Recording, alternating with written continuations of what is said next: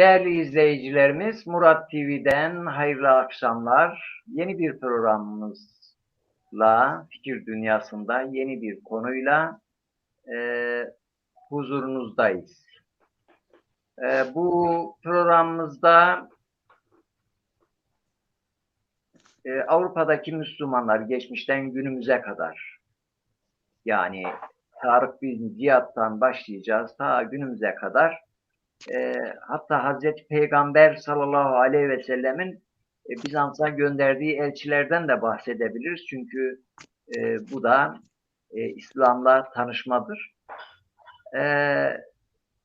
Neden bu konuyu tartışıyoruz? Artık Avrupa'nın bir gerçeğidir Müslümanlar ve Müslümanlık. Avrupa'da her apartmanda neredeyse bir Müslüman var. Her ortamda, her sahada var. Ve Türkiye'den de Avrupa'da başta Almanya olmak üzere bütün Avrupa ülkelerinde hemşehrilerimiz vardır. Biz bu konuyu bugün çok değerli üstadlarımızla burada enine boyuna tartışacağız. Ben konuklarıma böyle Süleyman abimden başlayarak Keke Süleyman bizim şairimiz, bestekarımız Süleyman Ertuğrul Bey'e hoş geldiniz diyorum. Hoş bulduk hocam. Teşekkürler. Bizi izleyen tüm seyirci arkadaşlarımıza da hayırlı akşamlar. Hoş dakikalar geçirmesini temenni ediyorum. Teşekkür ediyorum. Ben bir araya gireyim. Müsaadenizle bir araya gireyim. Hiç araya girmeyin. Evet. Hemen sizi ekrana aldık. Çok teşekkür ederim. Bizi kimse izlemiyor. Yayını açmamışsın. Biz kendi kendimize konuşuyoruz. Haberiniz olsun. Hayır. Program şu anda Facebook'ta yayındadır. Hayır. Yayınlanıyor şimdi. Yayınlanıyor. Şu anda yayındayız. Evet. Hocam bir Allah'ın kulu bizi izlemiyor. Yani onu söyleyeyim. Ben baktım yayındayız. Şu an yayındayız. Yavaş yavaş geliyorlar. Yok.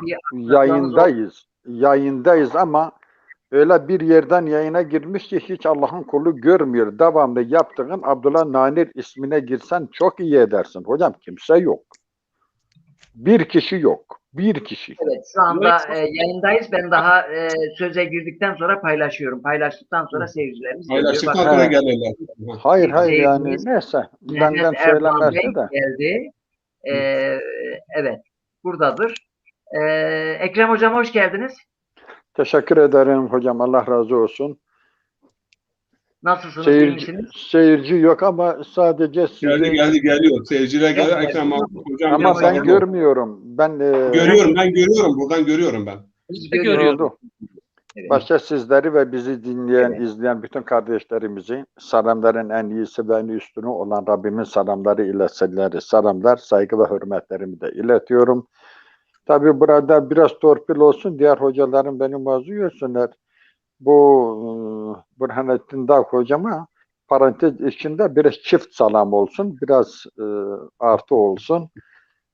Saygılarımla iyi, hoş, yaralı bir muhabbet olması dileğiyle tekrar saygılarımı tazelemek istiyorum. Şimdi teveccühünüze teşekkür ederiz. Sağ olun. Allah razı olsun. Burhanettin Hocam, şimdi ben ilk sorumu size sorayım.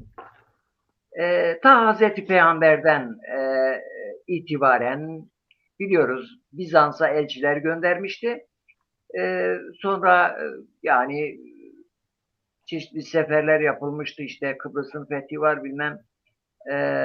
İstanbul'a çeşitli seferler düzenlenmiş. O vesileyle bir tanışma biliyoruz. Ama asıl Endülüs'le İslam direktmen tanışmış. Oradan itibaren tarihi süreç içinde özellikle bu Orta Çağ'da veya Rönesans reform hareketlerinin oluşundan itibaren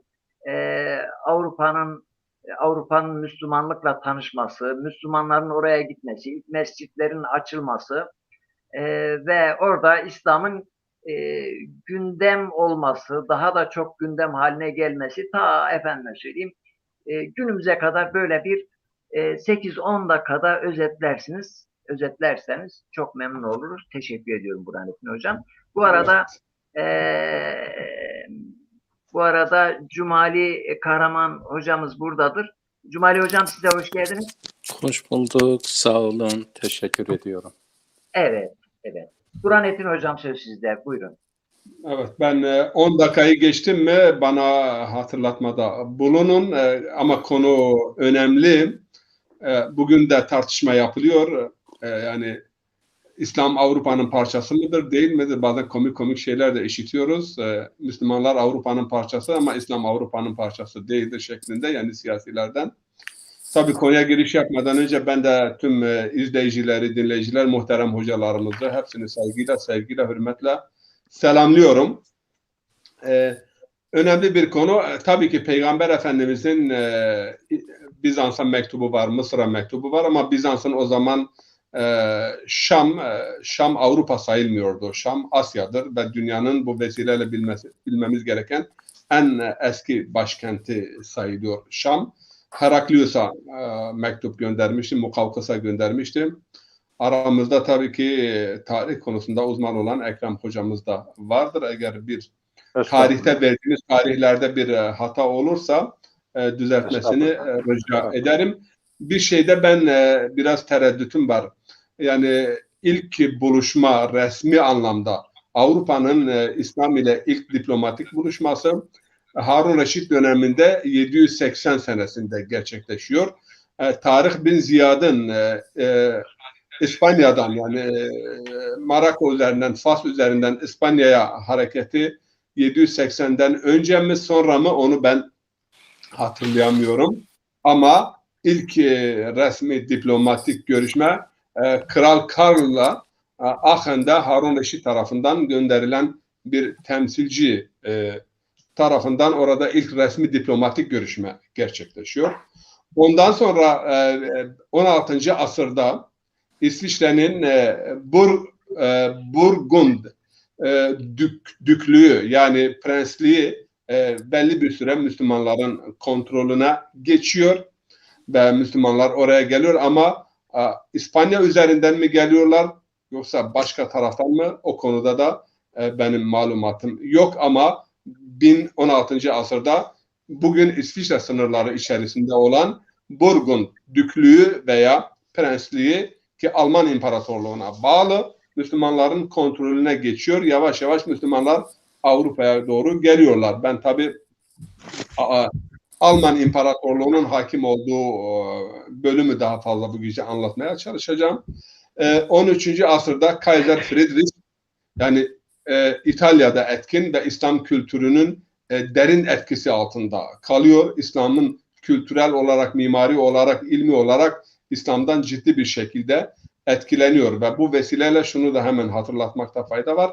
İlk Kur'an tercümesi Venedik'te yapılıyor ve ilk Kur'an tercümesi İtalyanca yapıldığı için o zaman Martin Luther İtalyanları çok yani şeni bir dille eleştiriyor ve bunlar, yani Osmanlıların neyidir şeklinde o ifadeyi kullanmaktan dahi utanıyorum. Çok kötü bir ifade kullanıyor.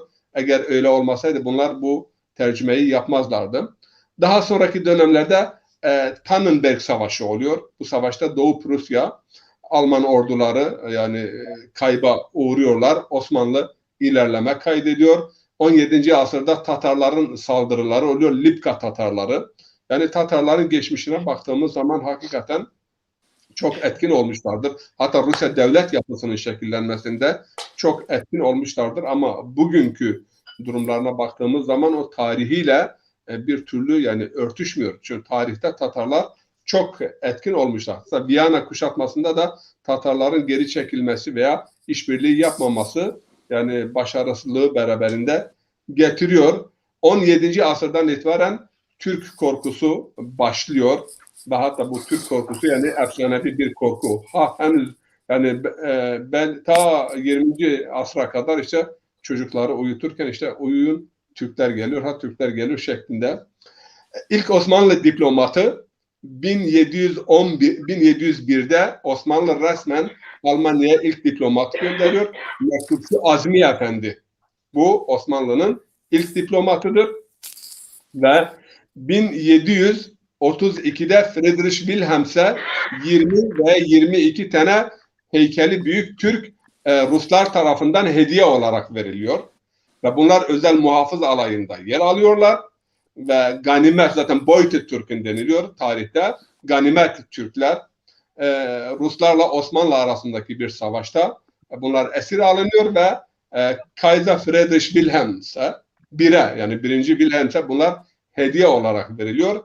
Ve bu da kendi bunların kaldığı kışlada bunlar için ilk mescit inşa ediyor. Yani 1732'de bunları hediye alıyor. 39'da ilk mescit Almanya'da Kaiser Wilhelm tarafından, bu büyük Türkler diye geçer. Yani hatta işte herif Türkler anlamında o kelimeyi kullanmak istemiyoruz. Büyük Türkler ifadesi kullanılıyor. Bunlar için ilk cami açılıyor. 1739 mescit. Daha sonra Büyük Friedrich II. Kral bu kendisine sorulan bir soruya şöyle bir cevap veriyor. Acaba bir Katolik protestanların hakim olduğu bir memlekette vatandaş olabilir mi? Onun tarihi bir sözü var. Değil bir Katolik. Yani eğer Osmanlı'da gelse, başka dinlere mensup olanlar da gelip burada yerleşir ve burada çoğalmaya başlasalar, ben hepsine cami, o zaman henüz Almanca caminin ismi yok, İngilizce kelimeyi kullanıyor. Mosku. Ben onlara cami inşa edeceğim veya ben onlara havra inşa edeceğim. Hangi din, hangi düşünce, hangi fikirden olursa olsun. Yani Büyük Friedrich'in bu çıkışı dinlerin yani özgürlüğü açısından Avrupa tarihinde önemli bir dönüm noktasıdır. Ve daha sonra 1762'de Almanya ile Osmanlı İmparatorluğu arasında Ruslara karşı bir ittifak sağlanıyor. Ve hatta Rus ordusunda ve Rusya'da böyle bir intiba uyanıyor. Sultan Kaiser, yani Alman kralına Kaiser deniliyordu. Kaiser işte. Kaiser'le anlaşmış ve cihad ilan edecek Ruslara karşı.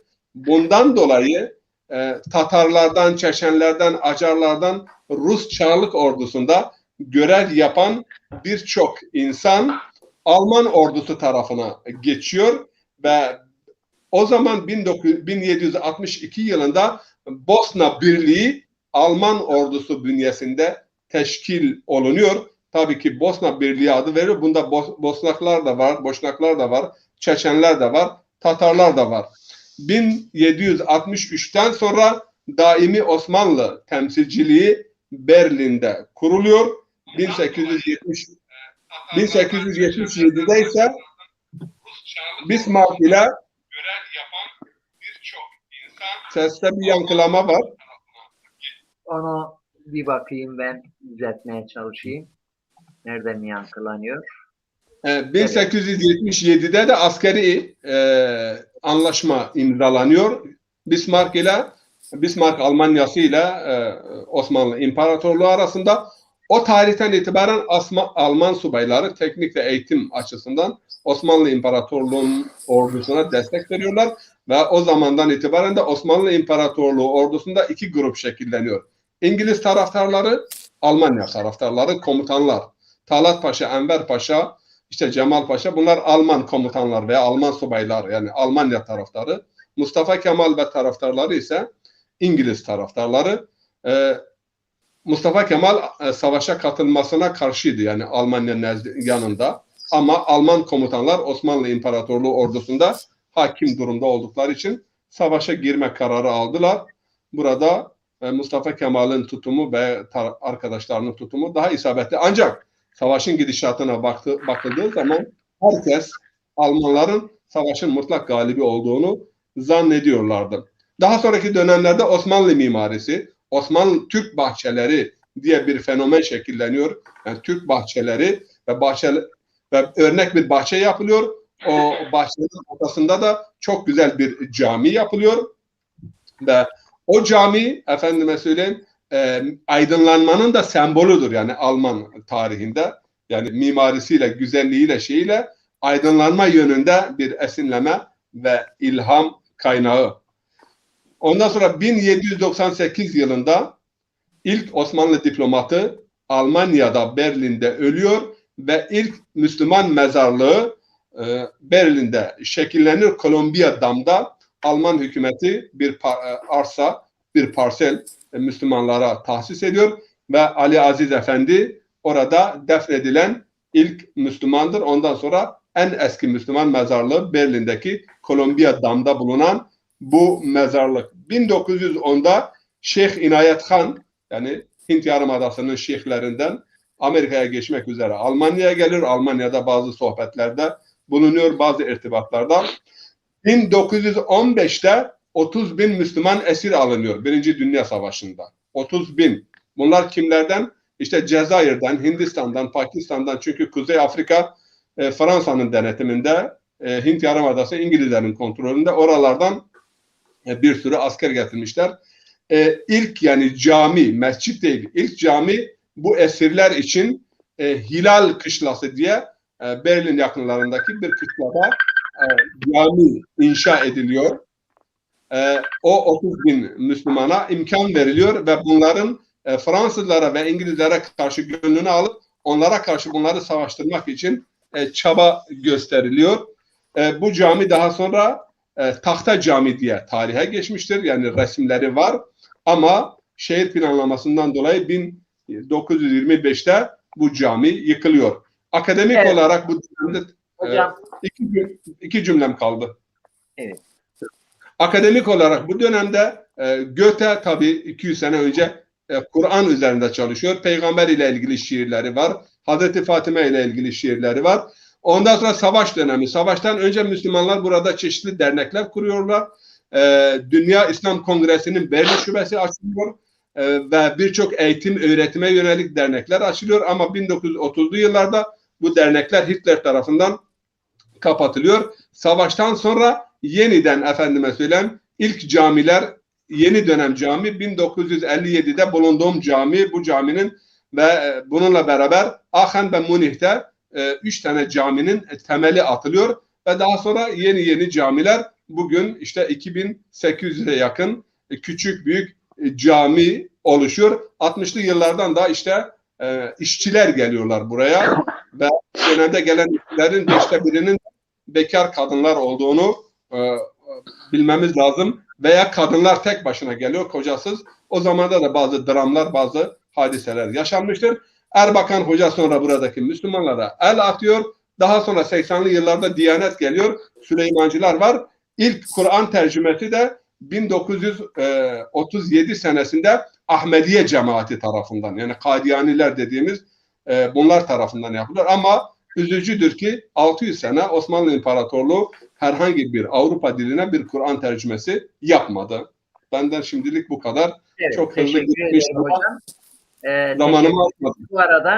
Bu arada benim de bu arada aklıma geldi. Roşam Hayik Bey o soruyu sordu. O benim de sorumdur aynı zamanda. Hocam, mümkünse ileriki dakikalarımızda size tekrar söz geldiğinde bu soruyu cevaplarsanız. Soru şu: Tamam. Osmanlılar Türk kelimesini kullanmazdı. Yani aslında Osmanlılar'da, yani Türk köylü anlamında çok kullanmış, buna benzer. Zaten genelde Orta Doğu'daki halklarda yani bir ırkı ön planda tutma yok. İmparatorluklar var. Ama Avrupa'da Müslümanlık yerine Türk çok kullanmış. Bunun sebebini ileriki saatlerde bize eğer mümkünse bununla ilgili cevabınızı almak isteriz. Ben burada diğer arkadaşlardan özür diliyorum. Müsaadeniz var mı? Bu arada biraz seyircilerimiz de bizi dinliyorlar. Süleyman abimden bir uygun mu bu arada böyle bir Tabii. Usulü de o. usulü o, böyle arada bir Evet. zihinde yorgunluğu geçer. Daha da şöyle dikkat tekrar diğer konuşmacılarımıza gelir. Zaten şiir ve ezgiler birçok şeyi iki kelimede, birkaç cümlede insana sunan çok sanat eseri, söz sanatıdır yani. Söz sanatıdır. Çok şeyi az kelimeye sığdırma sanatıdır bir bakıma şiir ve ezgiler. Keke Süleyman, şöyle derdimizi, tasamızı böyle birkaç kelimede nasıl özetlersiniz? Eyvallah. Ben şimdi burada benim ilgimi çeken bir şey oldu. Burhan Üçdağ isimli bir arkadaşımız çok hoş bir soru yöneltmiş. Diyor ki Evet, o yeni bir soru geldi. Ben buraya da yansıtıyorum. Biraz soru uzun olduğu için ekran kapanıyor. Kusura kalmayın. Ben hatta şöyle yapayım. Biraz daha. Hiç olmazsa Evet, ona bir cevap verirsin. oradaki bütün konuklara sormak istiyorum. Neden İslam dini mantık dini değildir deniliyor? İman etmek için mantık gerekmez mi? Düşünmeden, sorgulamadan nasıl inanılır? Ya da şöyle sorun. İslam coğrafyasında neden bu kadar sefalet var? Neden yokluk, perişanlık var? Bu coğrafyanın kaderi mi? İslam'ın bu durumda rolü nedir? Neden sefalet, cehalet, yokluk, perişanlık mükafat olsun bize diyor. Zaten birçok programlarımızda biz bu soruya cevap vermeye çalışıyoruz aslında. Yani tek bir programda cevabı verilecek bir soru değildir. Derdimiz de odur. Şu anda eleştirimiz de, kendimize eleştirimiz de budur. Hocalarım bu soruyu da zaman zaman cevaplandıracaklar inşallah. Aslında sorunun cevabı da içindedir bir bakıma da. Sorunun cevabı da sorunun içindedir bir bakıma. Keke Süleyman, söz sende. Evet, Afra Hocam son bir çalışma yaptım. Bunu da sizin yayınınızda ilk olarak söylemiş olacağım. Avke Murat. Yani ben biliyorsunuz ben suyu çok seven bir insanım. Genelde hep Avke Murat, Avke Zelal, Avke Munzur. Hep böyle gidiyorum. Bakalım hele sonra Avke Sağyer. Yani bakalım sonumuz nereye. Bir gün biz de suyla ben Cumali Hocam, ben bu arada Cumali Hocama bir şöyle şey yapayım. Cumali Hocam, şimdi Efendim. bir şiir ve müzikin dili evrenseldir. Evet. Mesela bunun da ispatı, biz mesela programlarımızda kimi zaman Zazaca söylüyoruz, kimi zaman Türkçe, kimi zaman Kurmancı söylüyoruz, konuşuyoruz ve bakıyorum ki sıra müzik ve şiire geldiği zaman hemen insanların ırkçılık temayülleri yok oluyor. Hemen bütün insanlar yani dil aynı dil oluyor. Sevgi dili, gönül dili konuşmaya. Aslında Zazaca değil, gönül diliyle konuşuyorsun sen. Buyurun. Bana mı sordunuz? Yok, Süleyman abi. Süleyman abi. Evet. Cumali Hocam dediniz, ondan dolayı dedim. Yani ben şimdi sizi gördüm. Bunu sizinle paylaşmak istedim bizzat. Sağ olun. Teşekkür ederim. Son şiir kitabınız çıktığı için özellikle size baktım, öyle söyledim. Allah razı olsun. İkinci bir Avke Murat'tır. Bu son. Bilmiyorum, biraz daha böyle ağıt şeklinde yaptım bunu. Bakayım hele beğenecek misiniz? Avke Murat mırni bana, eyvah bıra, eyvah bıra, guni gena meyiktuna, eyvah bıra, eyvah bıra. Durma leye zafme girin, eyvah bıra, eyvah bıra. Murat çoyir besni bana, eyvah bıra, eyvah bıra. Bıra bıra, eyvah bıra, çıranişin tımavira. Avke Murad gumpı gurat, az yas bana kader tıram. Avke Murad nivindana, ha eyvah bıra, eyvah bıra. Ama sare zafin vena, eyvah bıra, eyvah bıra. Pe'na av yari mekin eyvah bıra eyvah bıra çırreya çoy nipavena eyvah bıra eyvah bıra bıra bıra eyvah bıra çıranişin tımavira avke murad gumpı gürat az yas bana kader turam avke murad tfanakna eyvah bıra eyvah bıra zerre ciger maşallahna eyvah bıra eyvah bıra verçemun maktı bir şehit eyvah bıra eyvah bıra battı çolik materakna eyvah bıra eyvah bıra bıra bıra eyvah bıra çıranişin tımavira avke murad guntı gürat az yas bana kader turam avke murad guntı gürat az yas bana kader turam.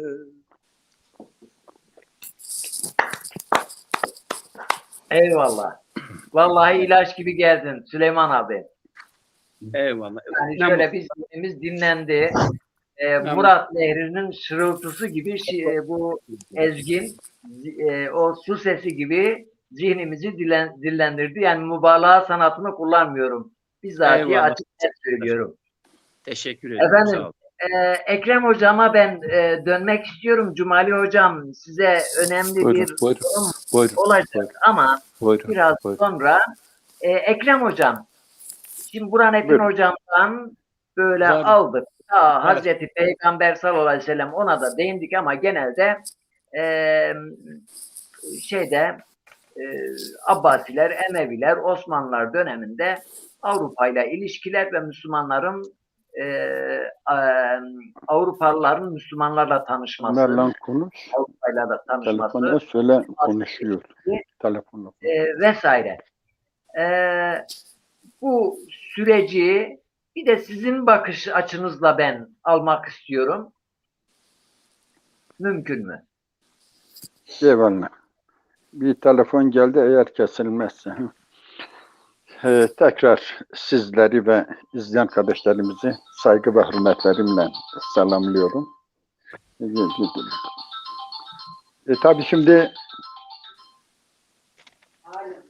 karşıma dikmişsin bir tane Everest tepesini, bir tane de bizim gencin Kılkesa var. Yani Bingöl Genç arasında küçücük bir tepe. Yan yana getirmişsin, koymuşsun. Hangi dağ, hangi dağın gölgesinde kalır? Tarih dağı var, tarih dağı. Burhanettin hocam derya gibi getirmişsin, Akdeniz gibi. Ondan sonra beni de oraya böyle hafiften akan Dicle'nin bir kolu gibi yan yana getirmişsin. Sofrada bir şey bıraktın mı ki ben bir şey anlatayım? Ama Akdeniz, koca Akdeniz orada duruyor. Yine bu Murat Nehri ile biz bu ovaları suluyoruz. Neyse yine de güneşin gündüz saat 12'de güneşin ışığı altında çakmak ile bir şey aramaya benzer. Onun güneş ışığı altına ben mum misali kalıyorum da bildiklerimi söyleyeyim.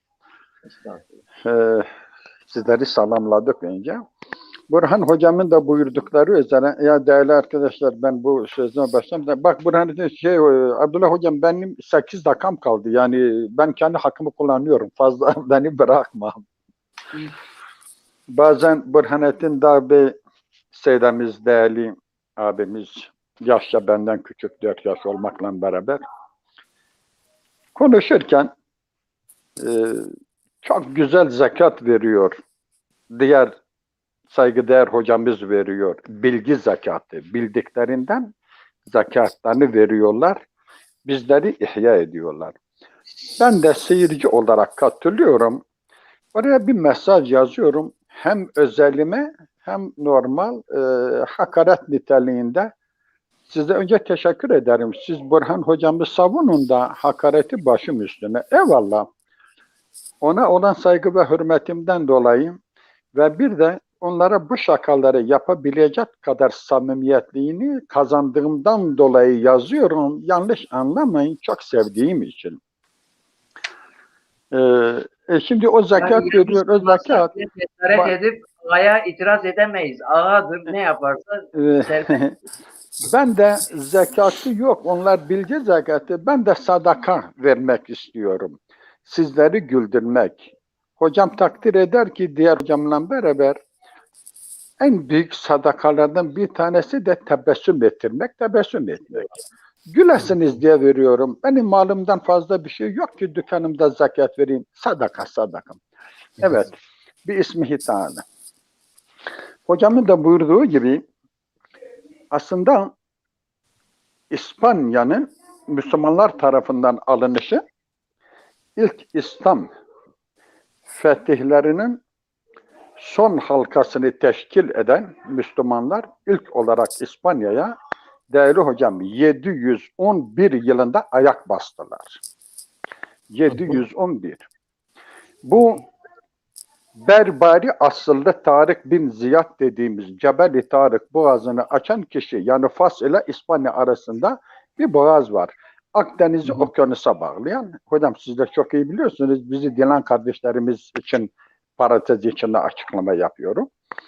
Bu Berberi asıllı Tarık bin Ziyad komutasında 12 bin kişilik bir ordu ile İspanya topraklarına girdiğinde bu tarihte İspanya'da hüküm süren Vizigot Krallığı vardı. Yani kendi aralarında da bir taht kavgası vardı. Onu da hemen söyleyeyim. Toplum içindeki çatışmalar şunlar bunlar.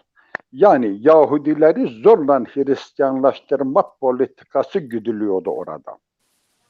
Onu da söyleyeyim.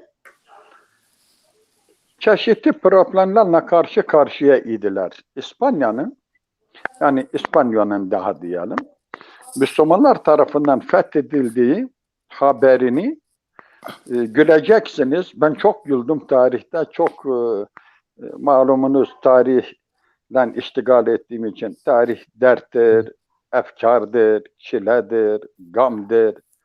Tarih acı haberdir, kandır, cesettir, jenositliktir, toplu katliamdır, yer değiştirmektir, sürgündür, cezaevidir. Tarih bunlarla dolu.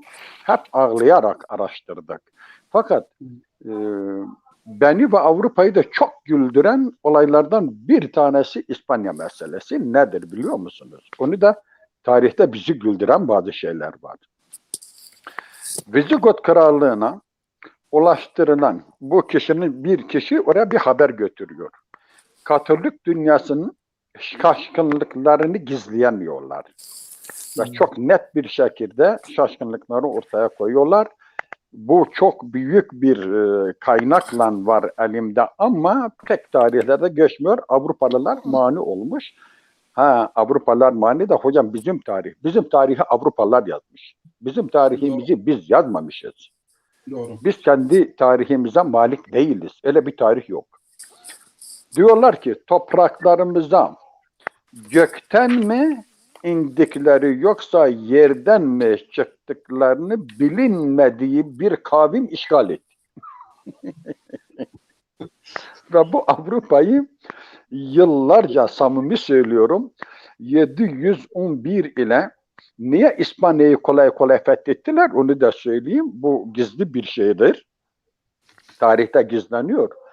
711 ile 730 tarihleri arasında yani 19-20 yıllık bir dönemde kimse güç götürmüyor, sevkiyat yapmıyor. Niye? her tarafa Katolik dünyasında efendim gökten inen bir kavim var, onunla baş etmemiz mümkün değildir. Tarık bin Ziyad'ın kılıf, kılafiyeti, şaşı, şuyu, buyu, duyu. Malumunuz Muhyiddin Arabi'nin de doğduğu, büyüdüğü bir yerdir İspanya. Yani bunu da hemen söyleyeyim.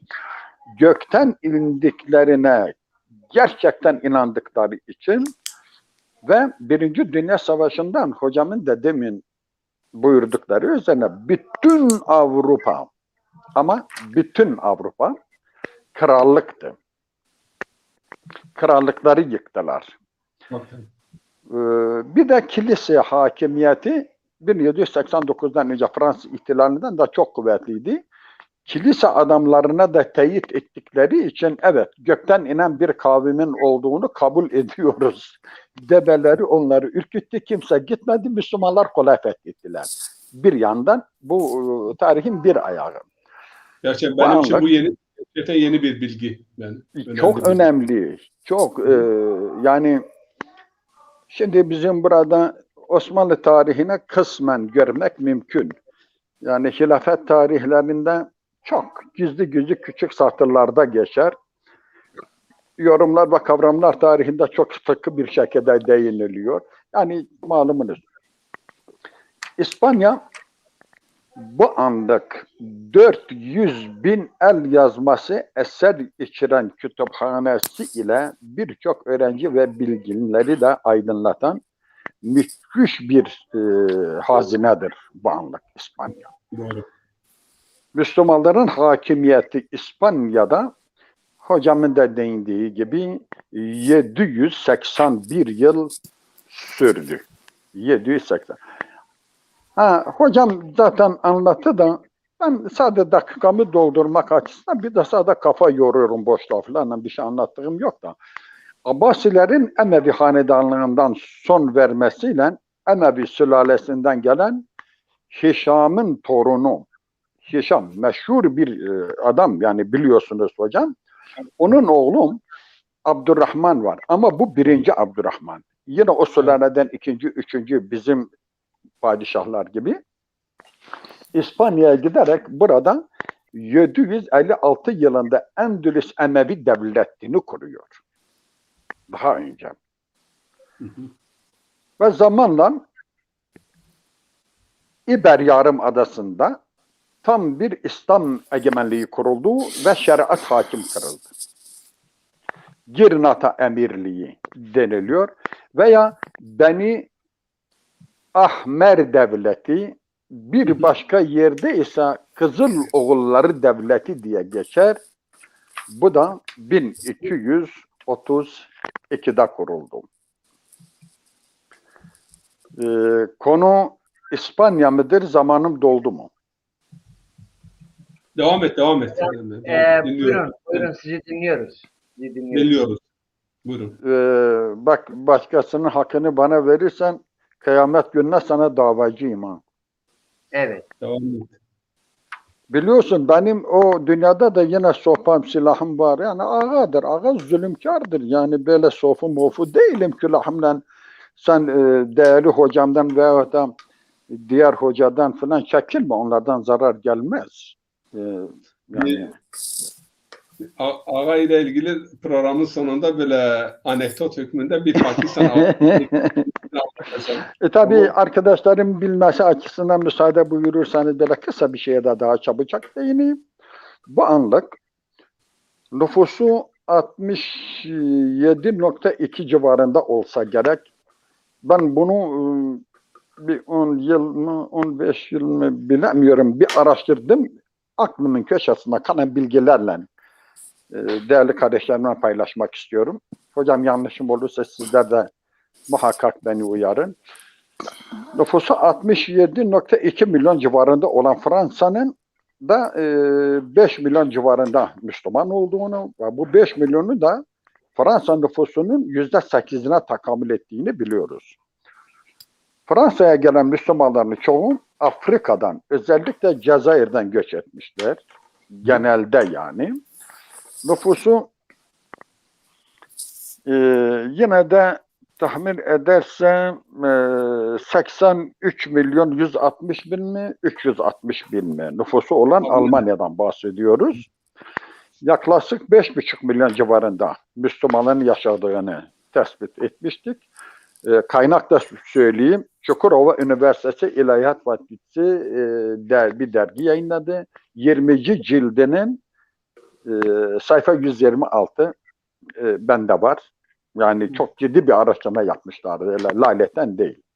5,5 milyon nüfus. Burada bir soru sorayım. Bu araştırma ne zamana aittir? Hocam vallahi ben bu anlık oradan çıkayım size özelden atsam olur mu? Çünkü bunu şimdi bu son 2 yıl, 3 yıl içerisinde 1,5 milyona yakın yeni Müslüman. Yok son. Bakın ne diyorum. Yani en az 5 yıl önceki bilgiden bahsediyorum. Şimdiki sayı 7 milyon civarındadır. 7 milyon küsur. Bu anlık onu ilave edecektim. Son zamanda bu Suriye'den, Halep'ten, ondan sonra Türkiye'nin komşusundan veya Türkiye'den kaçak girenler ile Irak'tan, Irak'tan 2 milyon civarından bahsediliyor. Tahminim 7,5 milyon civarında. 7,7. 7,7. Onu siz söylediniz. Onun üzerinde durmayayım. Genelde Türkiye'den ve Türkiye'ye yakın Orta Doğu ülkelerinden ise Almanya'dan malumunuz. Ondan sonra İngiltere'den de yine de oradaki Müslümanlar. O da 67,1 nüfusu ile bu anlık değişebilir. Fransa ile aynı. Fransa ile aynıdır aşağı. Fransa ile aynı. Biri 67,2, biri 67,1 diye geçer. Türkiye, İran ve Almanya'nın da nüfusu 83 milyona paralel gidiyor. Bu üç ülke de aynıdır. Oradaki Müslümanların sayısı da %3'üne takabül eder. %3. İngiltere'deki Müslümanların çoğunluğu ise Pakistan, Bangladeş'tan gittikleri. Değerli kardeşlerimiz belki bilmiyorlar. Pakistan ve Bangladeş arasında Hindistan vardır. Eskiden tek devletti. 400 milyonluk bir İslam ülkesi. Pakistan'da bir devrim yaptı. Bir zalim hükümdarın onları fazla ezmesi, etmesi, yapması. Pakistan'dan ayrıldılar. Biri ayrılmış, temiz, has Müslümanlar altında Pakistan. Hindistanlı iyi insanlar, temiz insanlar ve Hindistanlı Müslüman. Muhammed İkbal bu ismi koymuş, onu da söyleyeyim. Ve Doğu Pakistan adı idi. Yani Bangladeş derken başka bir şey anlaşılmasın. Şimdi Bosna Hersek'in %50,11'i, %50'si Boşnaklardan, %30-31'i Sırplardan, %15'i Hırvatlardan,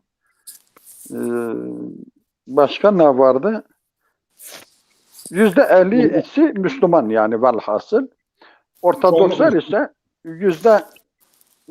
tahmin edersem 30'u, Katolikler ise %15 civarında biliniyor. Zaman geçiyor. İkinci turda kimsenin hakkına tecavüz etmeyelim. Orada da belki de konunun hafif dışında Gayaman'daki Müslümanlar, dünya üzerinde hangi ülkede ne kadar Müslüman var? Niye kendi öz varlıklarında yeraltı, yerüstü zenginlik kaynakları en fazla zengin olan İslam ülkeleri ama Avrupa'nın kanalizasyonunu temizlemek zorunda kaldılar? Neden Müslümanlar Avrupa'nın elindeki köle konumundadırlar? Yani çok acı bir şey. Bir de hocam dedi ki İslam dini mantık dini.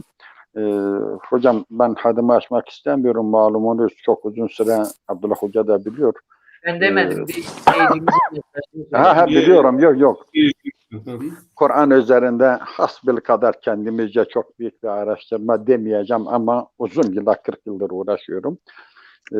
Akıl ile ilgili o değerli kardeşimiz bilsin ki 700 tane ayet var. Yani 700 tane ayet akla hitap. Direkt veya endirekt. İslam dini akıl dini, mantık dini değildir. Şudur budur. Eğer İslam'da nakli delil ve akli delilleri ayırırsak aklı devre dışı bırakırsak vahiyi de devre dışı bırakmış oluyoruz. Şimdi vahiy misafirdir, dışarıdan geliyor. Akıl sabittir, ev sahibi. Eğer ev sahibi olmazsa misafir nereye misafir olur? Akıl olmazsa vahiy kime gelir? Aklı yerinde olmayana ya adam da öldürsen mesul değildir. Oruçla tutmasa sorumluluğu yok. Masumiyetliği var. Eğer aklı devre dışı bırakırsak vahiyi devre dışı bırakıyoruz. Vahiy akla gelir. Yani böyle hocam o konuyu siz anlatırsınız. Hepinizi tekrar saygıyla selamlıyorum. Eğer dakikamı geçtimse sevabı günahıyla bütün günahı Abdullah Hoca'nın boynunda olsun. Abdullah Hoca'nın boynunda olsun. Son cümlenizi bağlayın hocam. Bağladım. Ben hakkımı kullandım. Eğer dakikamı kaçırdımsa günahı senin boynunda olsun. Ben ne yapayım? Bir bilgi vereyim size. Avrupa ülkeleri içerisinde nüfus oranına göre Müslüman sayısı en fazla olan ülke Fransa'dır. Zaten İslam nüfus oranına dini göre. resmi ikinci din ilan edilmesi olayı da oradan kaynaklanıyor. Evet. Evet. Evet hocam, Abdullah Bey hocam beni paskulla, yani benim hakkım bitti. Keke teşekkür ederim hocam. Keke Süleyman bu Gazioğlu dostumuz diyor ki Keke Süleyman cüsseli bir adamdır ama ekranda ben senin 1/4 kadarım, ben böyle kocaman görünüyorum. Sen niye böyle biraz daha mı ekrana yaklaşman lazım? Şöyle biraz kendini yukarı tut yani. Yo dayısı burada büyüklük tasarlamak adına mı? Dayısı burada Gazi Bey. Ekran dikeydir. Ekran dikeydir, yatay değil.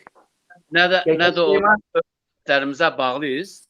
Daim da olunca daimin karşısında büyük görünmek hoş olmaz yani. Onun için Eyvallah. biraz kendimizi geri çeker. Eyvallah. Vallahi terraş buni. Keke Süleyman söz sende. Dinliyoruz.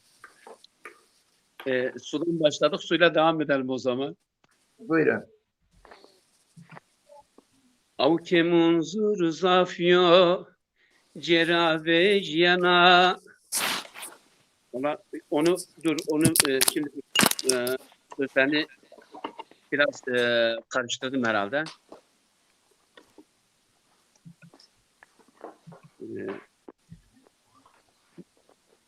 Ne söyleyeyim vallahi şimdi bilmiyorum. Onu karıştırdım. Neyse Zaza Marşı'nı söyleyeyim o zaman. Tamam söyle, ne söylersen söyle. Ama bu ilahilerden var. Konumuzla biraz daha böyle irtibatı olsun. O zaman İmam Hüseyin'i söyleyeyim. Öyle yani. Müslümanların hocamız dedi ki tarih derttir, acıdır, efendim ıstıraptır, kandır, gözyaşıdır. Doğrudur. Ha.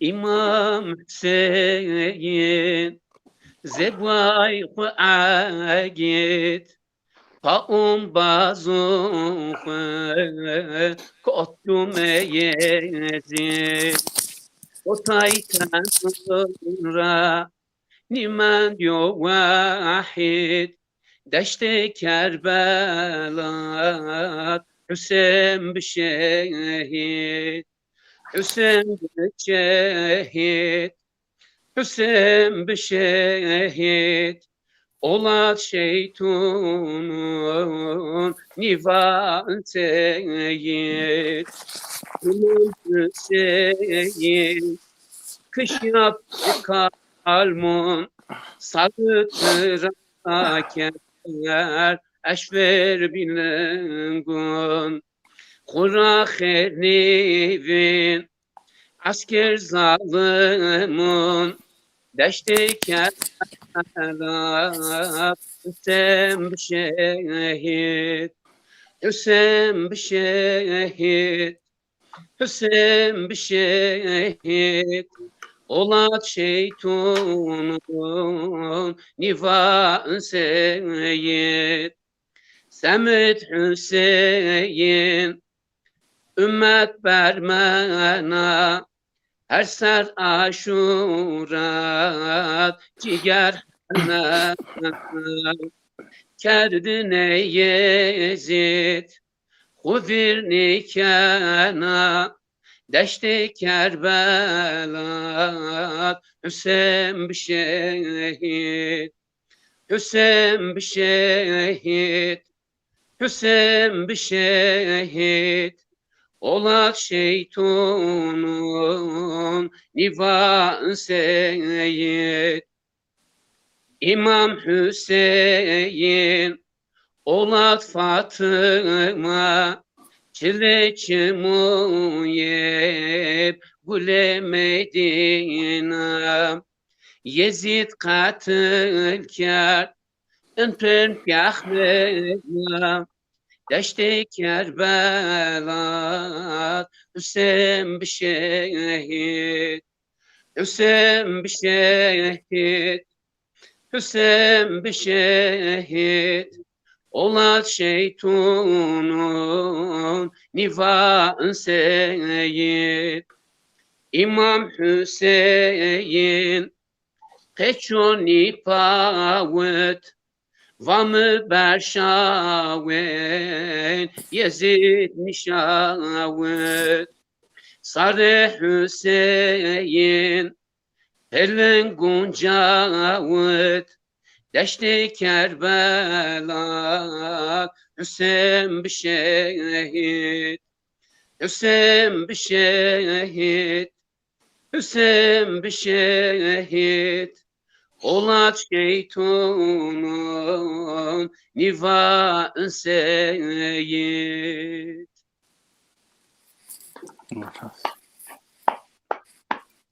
Eyvallah. Yüreğine sağlık, diline sağlık. Gazioğlu kardeşimizin bir harfini değiştirdik. Gazi yaptı. Yani dua etsin şehit etmedik. Gene gazi kaldı. Kusura kalmayın, böyle bazen dil sürüşmesi oluyor. Recai hocamın bir mesajını okuyayım. Matev Karı'nın yazdığı İslam'ı İspanya'nın tasfiyesi Kan ve İman adlı bir roman var. Orada Endülüs Emevi Devleti'nin nasıl yıkıldığı ve Müslümanların nasıl birbirine düşürüldüğü vesaire anlatıyor. En önemlisi de batılı güya medenilerin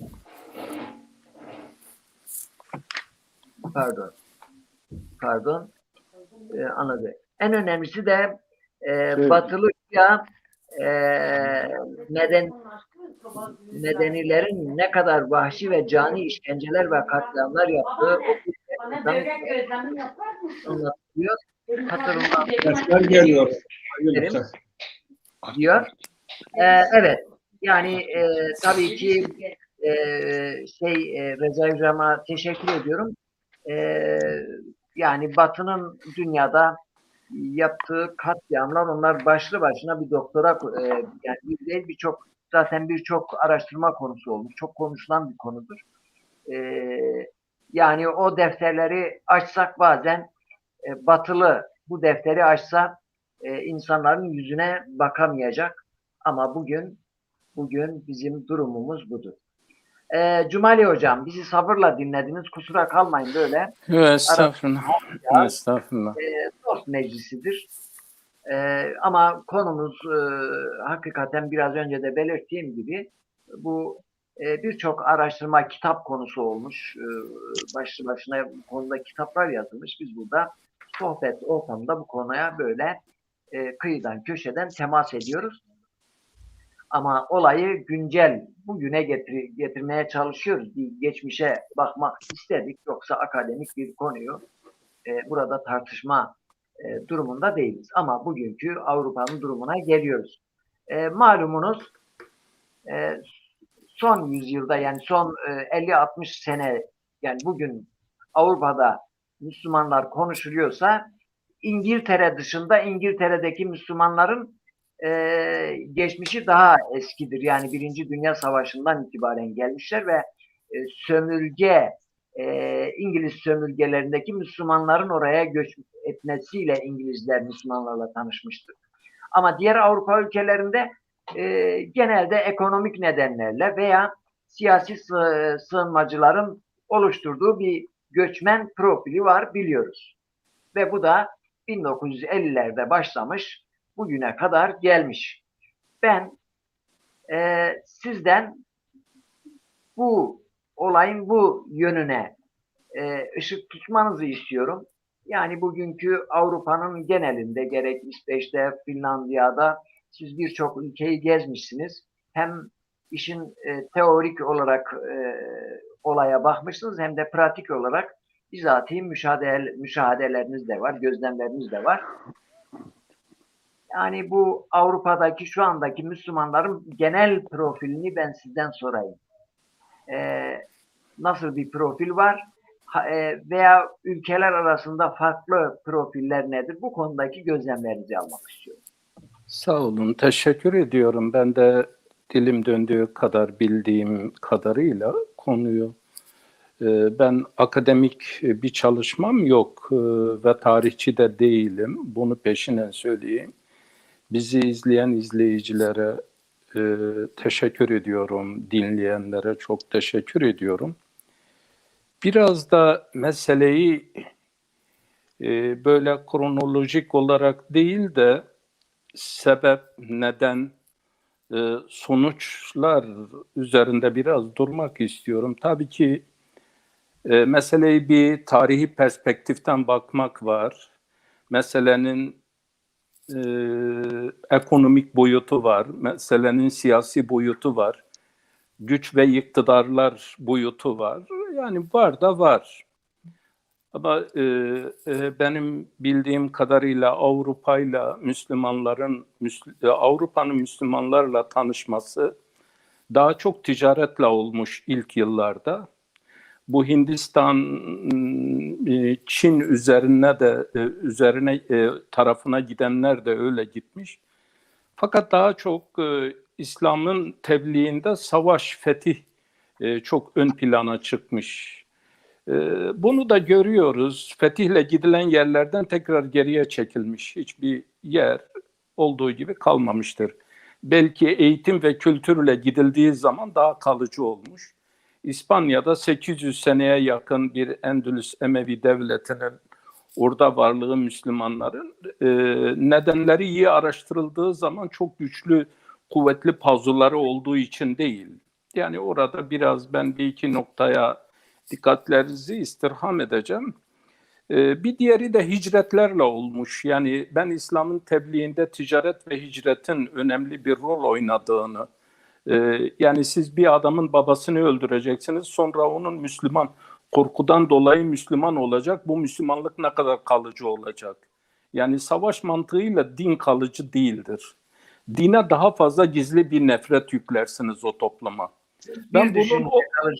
Ben bunun şey üzerinde yarattığı psikolojik travmalar üzerinde durmak istemiyorum. Onlar o sahanın uzmanlarının tartışabileceği.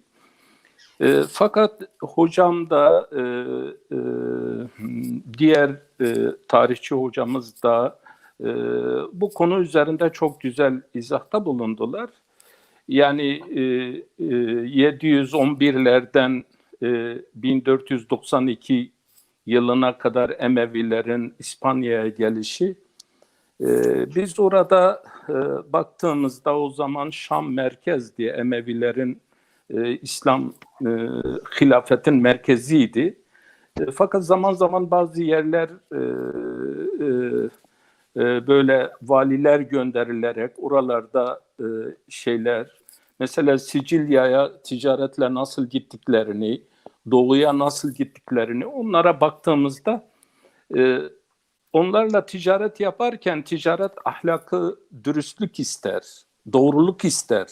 Yani bir insan doğruysa, dürüstse demek ki bu dininden de inancından da bunu alıyor. Karşıdaki insan da ona göre diyor ki ya bu din doğru olmazsa buna bu dürüstlüğü nereden alacak? Bu doğruluğu nereden alacak? Ve onu inancına karşı bir saygı oluşur. Bir hürmet, bir saygı oluşur. Mesela Endülüs'te Müslümanların açtıkları Kurtuba medresesine baktığımızda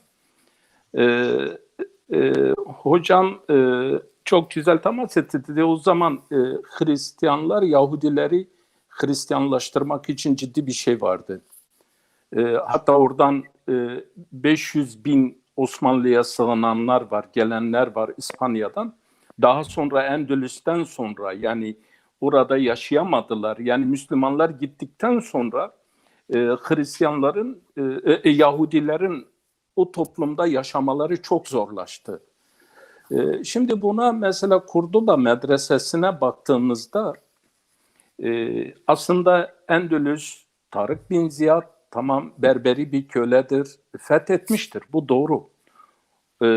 Yani denizi, gemileri yakmıştır.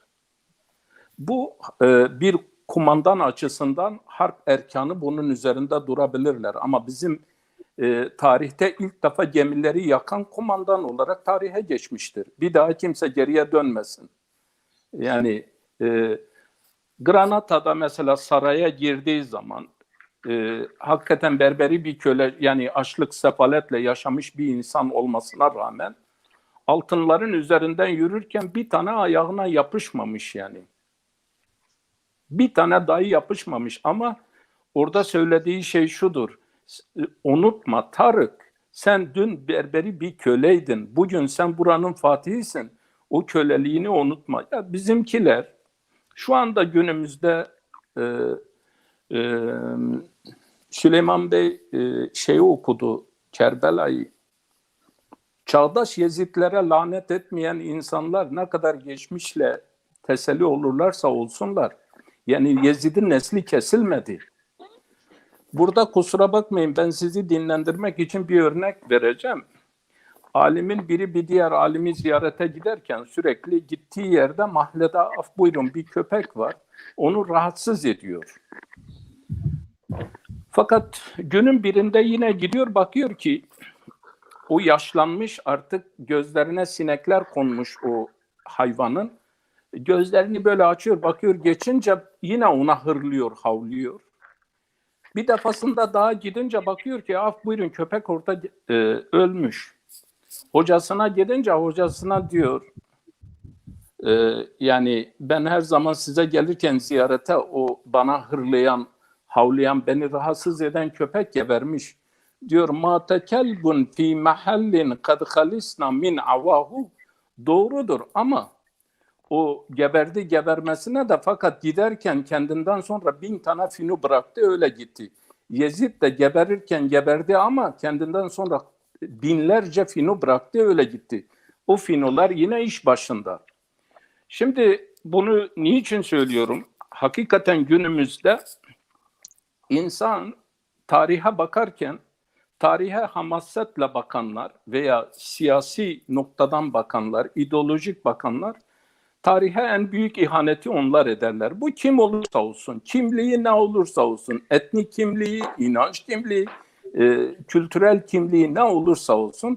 Çünkü tarih tarafsız bakılması gereken bir hadisedir, bir olaydır. Mesela Kurduba medresesinde biz bakalım o gün Kurduba medresesinin öğrencileri kimleri kabul ediyordu? Bakın. Dünyanın her yerinden ve her dinden insanlar Kurduba medresesinin öğrencileridir. Bugün Batı'da bile zirve olmuş insanların çoğu Kurduba medresesinin yetişmiş insanlarıdır Batı'da. Yani biz isimlerini söylüyoruz, işte şu adam bu adam. Ben onları sıralayabilirim. Bir önemli, eğer böyle bir şey olursa, kime etki ettiklerini ve kimler bu Yahudi din alimleri ve Hristiyan teologlar bu medreseden yetişmişler. Ama bu insanlar, bu medrese İslami ilimleri de diğer ilimleri de öğreten bir medresedir. Yalnız burada parantez içinde unutmayalım. Mesela çoğu insanlar Batı'yı yerden yere vurur. Doğrudur. Eleştirebilirsiniz. Şimdi Fransa'da kaç tane cami vardır?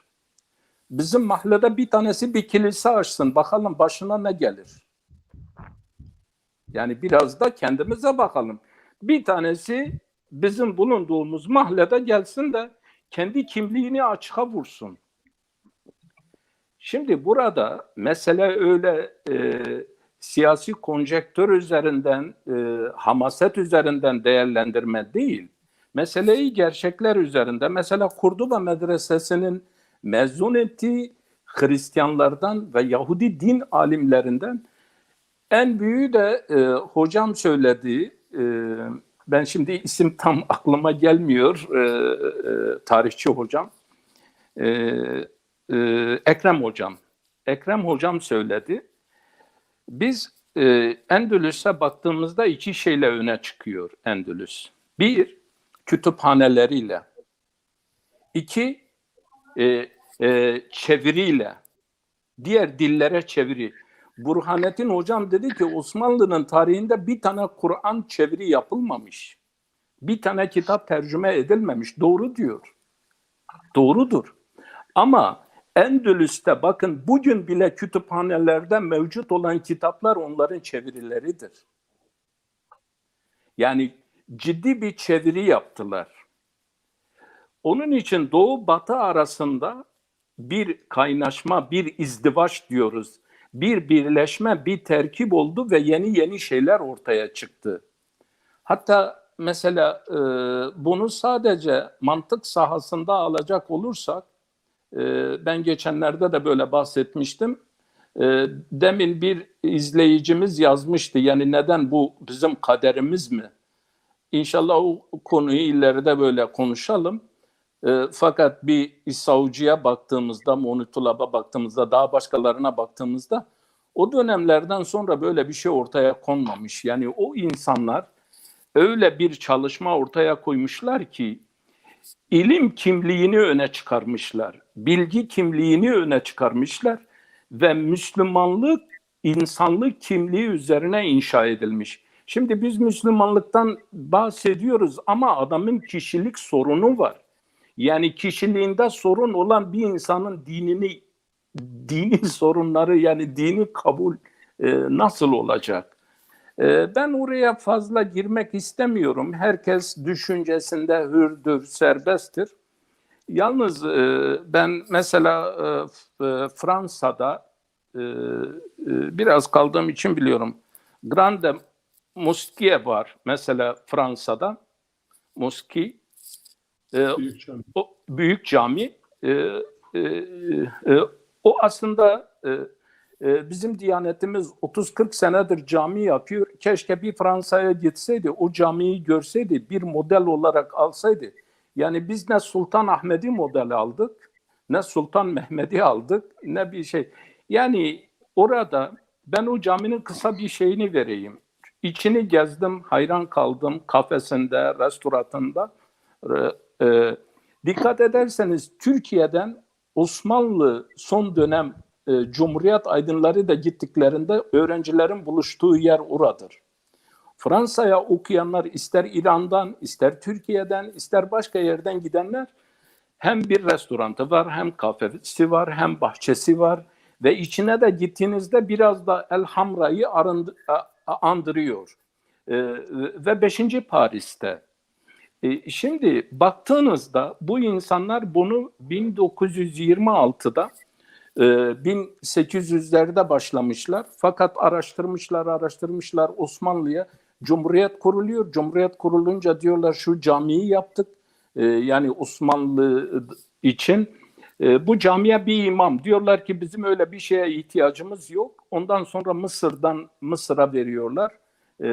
Mısır'dan biri geliyor, orada imam oluyor ve şimdi o diyelim ki onların elinde. Ben öyle onun elinde, bunun elinde demek istemiyorum. Fakat bir dönemde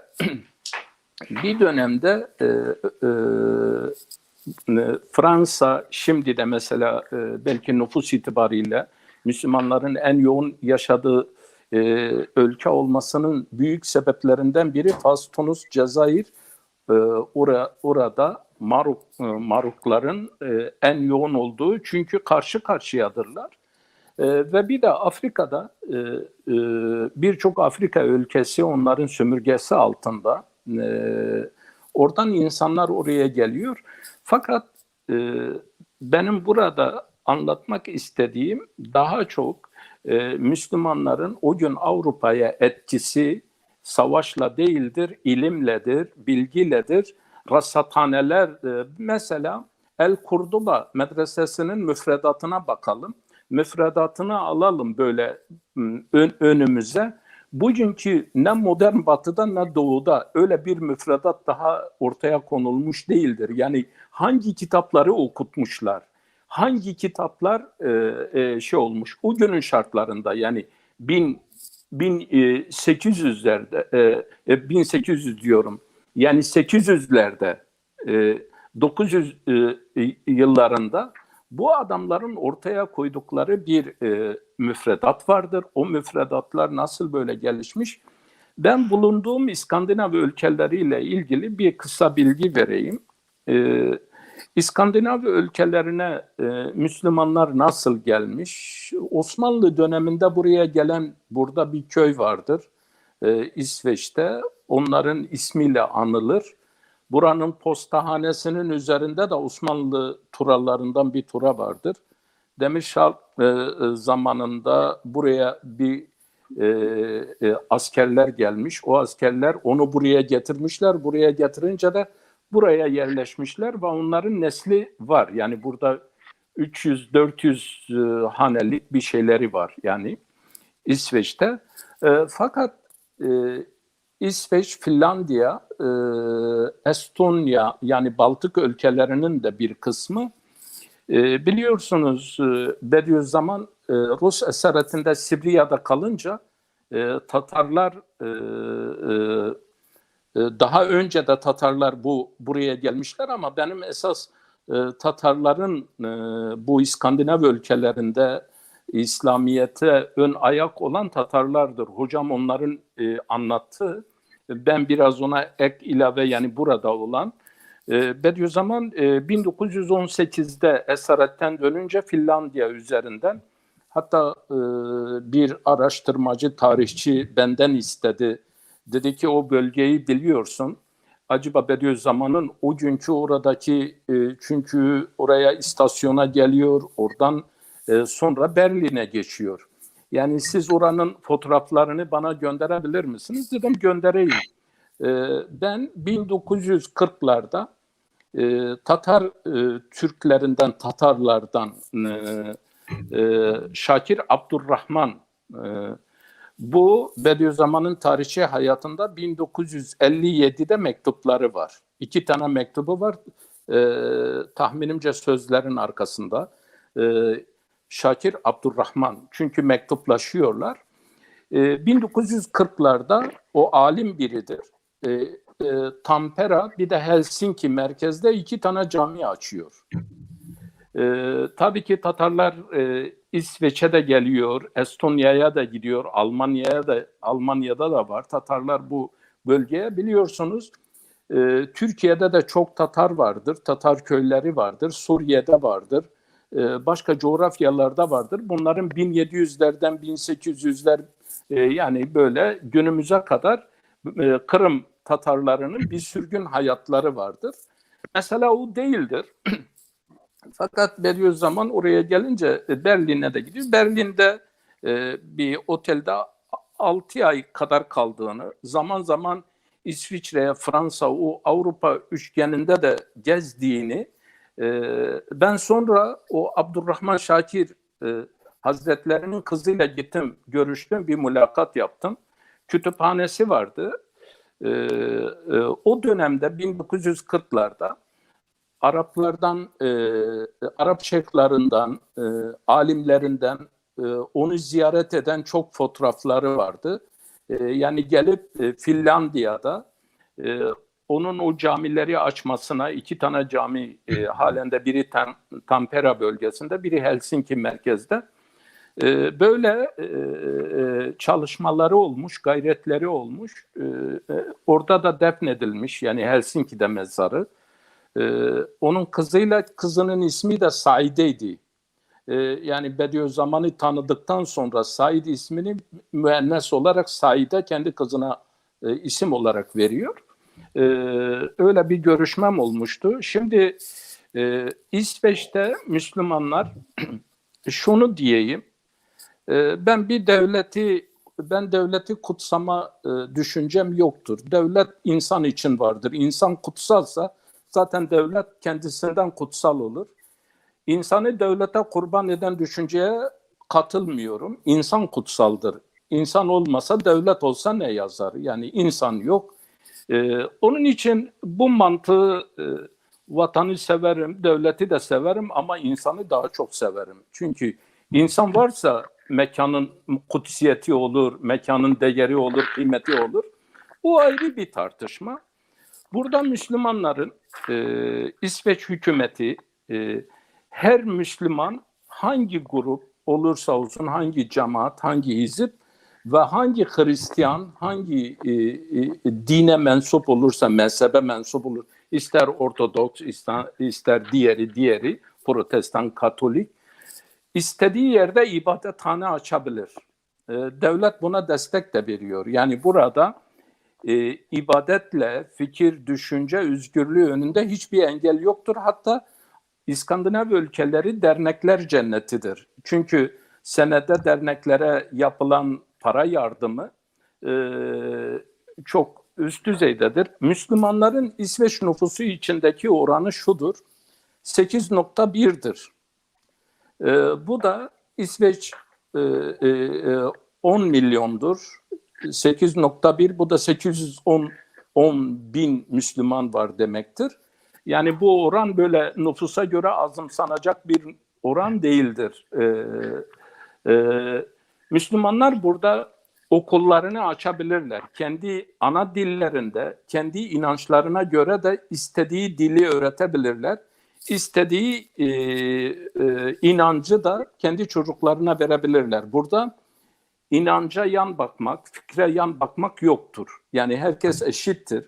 Ama tabii ki bir devlettir. Devletin de yani biz halen Zazaca olsun, televizyon olsun mu olmasın mı? İşte Kürtçe kopardı, Zazaca acaba koparabilir mi? Bu tür şeylerle yani Avrupa'da bunlar sorun değil. Ben sadece bilgi olsun diye diyorum. İsveç Anayasası 15 bölümden meydana gelir. Bu 15 bölümün toplam maddeleri de 204 tanedir. Anladınız mı ne demek istediğimi? Yani İsveç Anayasası 15 bölümden meydana gelir. Bütün toplam maddelerin sayısı da 204 tanedir. Yani bunu niçin söylüyorum?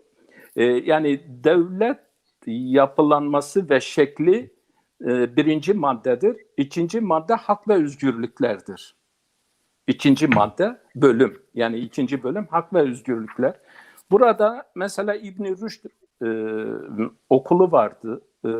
Yani buradaki Araplar işletiyor. Daha başka kurumların vardır. Yani üniversitede açmanız sorun değil. Yani istediğiniz müfredat ama devletin müfredatı devam etme kaydı ve şartıyla istediğiniz dili öğretebilirsiniz. İstediğiniz dili verebilirsiniz. Mesela burada diyelim ki ben Burhanettin Hocam için bir örnek vereyim. Burhanettin Hocam İsveç'tedir. Der ki ben biliyorum, ben Farsçayı biliyorum. Farsça kursu açabilir ve devlet onun parasını öder. Gelen insanların veya da ben Kürtçe kurs vereceğim, Kürtçe olarak mesela biz şöyle düşünürüz. Ya niye orada Kürtçe kursu açılmış, siz onu yasaklamıyorsunuz? Ya adamın anayasasında bir kere bu vardır. Yani bunu hiçbir insana şey edemez. Yani mesela Afrikalı sahili dilleri vardır. Afrikalı hocam demişti kabile dilleri vardır. Burada kabile dillerini verebiliyor. Onun için yani burada belki de ben bir hatırlatma babında diyorum. Burada Kürdoloji Üniversitesi Enstitüsü kurulduğu zaman çok şey koptu. Ya dediler nasıl oluyor? Ya öyle değil, oluyor yani, niye olmasın ki? Bu açıdan bakıldığında burada yani ben ülkeyi savunmak için değil ama bir şeyi de iddia ederken hakikaten insanlar ekonomik yönden de fikri yönden de rahat olduğu bölgeler vardır. Rahat olduğu ülkeler vardır. Mesela oraya ne kadar para veriliyor, harcama yapılıyor. Bugün 6 milyon diyorlar, 5 milyon diyelim. Biz Zaza milletine bir dergi çıkarma yardımı dahi yapılmıyor. Yani bir alfabesini yapma yardımı ne kadar şeyden pay alır, ne kadar, yani biz sadece Zazaca üzerine diyelim, başkalarını demeyelim. Yani biz Zazaca'ya hakikaten onun şeylerine verilecek, yani şu anda diğer şeylere verilen pay bile değildir. Bir manavdan bir insanın yapacağı harcama kadar, yani devletten bir harcama yapılmıyor. O zaman bu nasıl bunun vatandaşıdır? Yani bu nasıl fikri serbesttir, düşüncesi serbesttir, her şey gül gülistandır.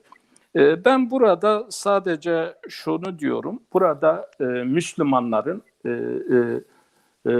Stockholm merkez bir şeyi vardır, barış, bütün Müslümanların bir arada bir barış derneği vardır. Yani bunun altında, buna da burada mesela cami açmışsanız camiler vardır. Mesela en büyük camiler merkezde bir tane. Ondan sonra Fitya'da hem minareli cami vardır. Bir de Uppsala'da büyük bir cami vardır. Göteborg'da vardır, Malmö'de vardır. Bir de Umeå'da vardır. Yani bunlar büyük camiler dediğim, yani evet, büyük camiler. Diğer mescitler de vardır. Burada Müslümanlar mescid açarken bir adam camiye üye olduğu zaman onda %3 her vatandaştan bir vergi kesiliyor. Daha önceleri bu kiliseye gidiyordu. Fakat Müslümanlar burada dediler ki yani biz Müslümanız, biz kiliseye gitmiyoruz, biz de cami açmışız. O zaman dediler ki siz kendi payınızı kendi şeyinize kullanırsınız. Yani bize belge vereceksiniz. Ben bunu üyelik olarak, bunun camiye aidat olarak aktarılmasını istiyorum. Burada Müslümanların mezarlığı da vardır. Yani Müslümanlar vefat ettiği zaman bütün o haklara sahip. Ama kısaca sizin soracağınız şey varsa tabii ki ona hocam, göre. Teşekkür ederiz. Bir daha size döneceğiz. Evet. Sorularımız olacak. Burhanettin Hocam, ben tekrar size dönmek istiyorum. Yani arkadaşlarımız her biri bir taraftan konuya bakış açısıyla baktılar. Günümüze geldik.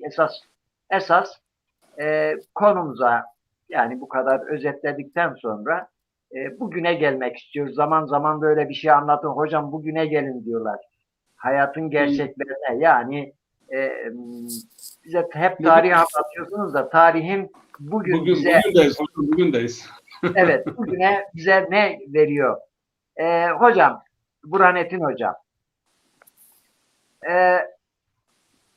bu Endülüs'ten günümüze kadar Müslümanlar çeşitli şekillerde Avrupa'da konuşuldu. Ama bugün artık büyük bir nüfus var. İsmine göçmen mi diyorsunuz, sığınmacı mı dersiniz, ne derseniz de, ama bir Avrupa'da İslam ve Müslümanlar realitesi var.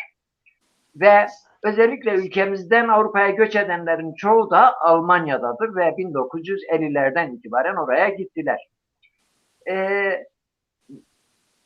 Müsaadenizle, eğer uygunsa, sorum yerindeyse, Almanya'daki Müslümanların ilk bu işçi olarak göç etmesinden bugüne bir serüven ve Müslümanların orada şu andaki durumunu bize özetleyebilir misiniz?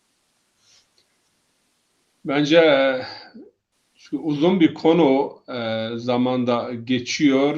Ben bu İspanya ile ilgili bir iki noktaya değineceğim. Bir de bu ticaretle İslam'ın gittiği, ahlak ile gittiği yerlerden bir örnek.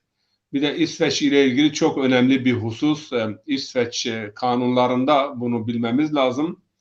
Bir İsveç vatandaşı eğer yurt dışında fuhuş ile iştigal ediyorsa İsveç hükümeti onu yurt dışında da takip eder ve onu cezalandırır. Bu hiçbir ülkede yok. Yani önemli bir İsveç, Almanya'da eğer yani bir açıkça yani fuhuş ile iştigal ediyorsa, kadın ticareti yapıyorsa veya başka münkeratta bulunuyorsa devlet onu takip edip ve cezalandırabilir. İkinci bir hususta da ben bunu Alman radyosundan işittim. Alman televizyonunda. Stockholm'da ahlak masasında 4 polis görev yapıyor. Fazla polis yok. 4 polis. Bunu da bu kadar yani önemli bir husus. Ahlak masası 1,5 milyonluk bir şehir. Ahlak masasında 4 polis görev yapıyor. Bunu Alman televizyonunun bir raporunda işittim ve yanımda papazlığı da okumuş İsveç ve Alman vatandaşı olan bir genç var. İyi bir Müslüman, Daniel Hüseyin adında. Bazen bu memleketiyle ilgili bilgileri paylaşıyor, konuşuyoruz, tartışıyoruz. Bu açıdan önemli. Diğer taraftan Almanya'da bu aidat vergilerin %5'ini camiye verebilirsin. Yani sizde %3'tür, Almanya'da %5. Yani verginin camiye verdiğin yardımlarının %5'ini aşmayacak şekilde vergiden kesebilirsin eğer vergi ödüyorsan. Bunu da bu şekilde bir bilgi olarak verdim. Ama İspanya'ya gelince Ekrem Hoca da bu konuda yani malumat sahibi. 3 tane havzada İslam büyük ölçüde inkişaf etti. Her alanda inkişaf etti. Bu dönemlere ve bu coğrafyalara baktığımız zaman taassubun olmadığı, özgürlüğün olduğu, yani İslam'ın bir mezhep çerçevesine, dar bir mezhep çerçevesine sıkıştırılmadığı coğrafyalarda ve zamanlarda çok büyük inkişaf olmuştur.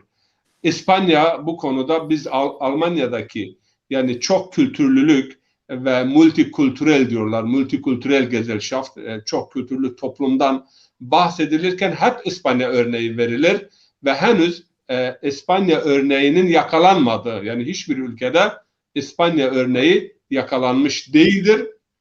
Öncülüğü Müslümanlar yapıyorlardı. Yahudilerin de İbn Meymun mesela, Yahudilerin en büyük filozofu, o dönemde işte İbn Rüşd ile birlikte o havza çok büyük hizmet etti. O havzanın bir diğer önemli unsuru ise özelliği ise eski Yunan kültür ve ilim mirasıyla Avrupa arasında bir köprü vazifesi gördü. Eğer o köprü olmasaydı Aristo'nun, Eflatun'un, Yunan tıbbının, Yunan felsefesinin Batı'ya intikali söz konusu olmazdı.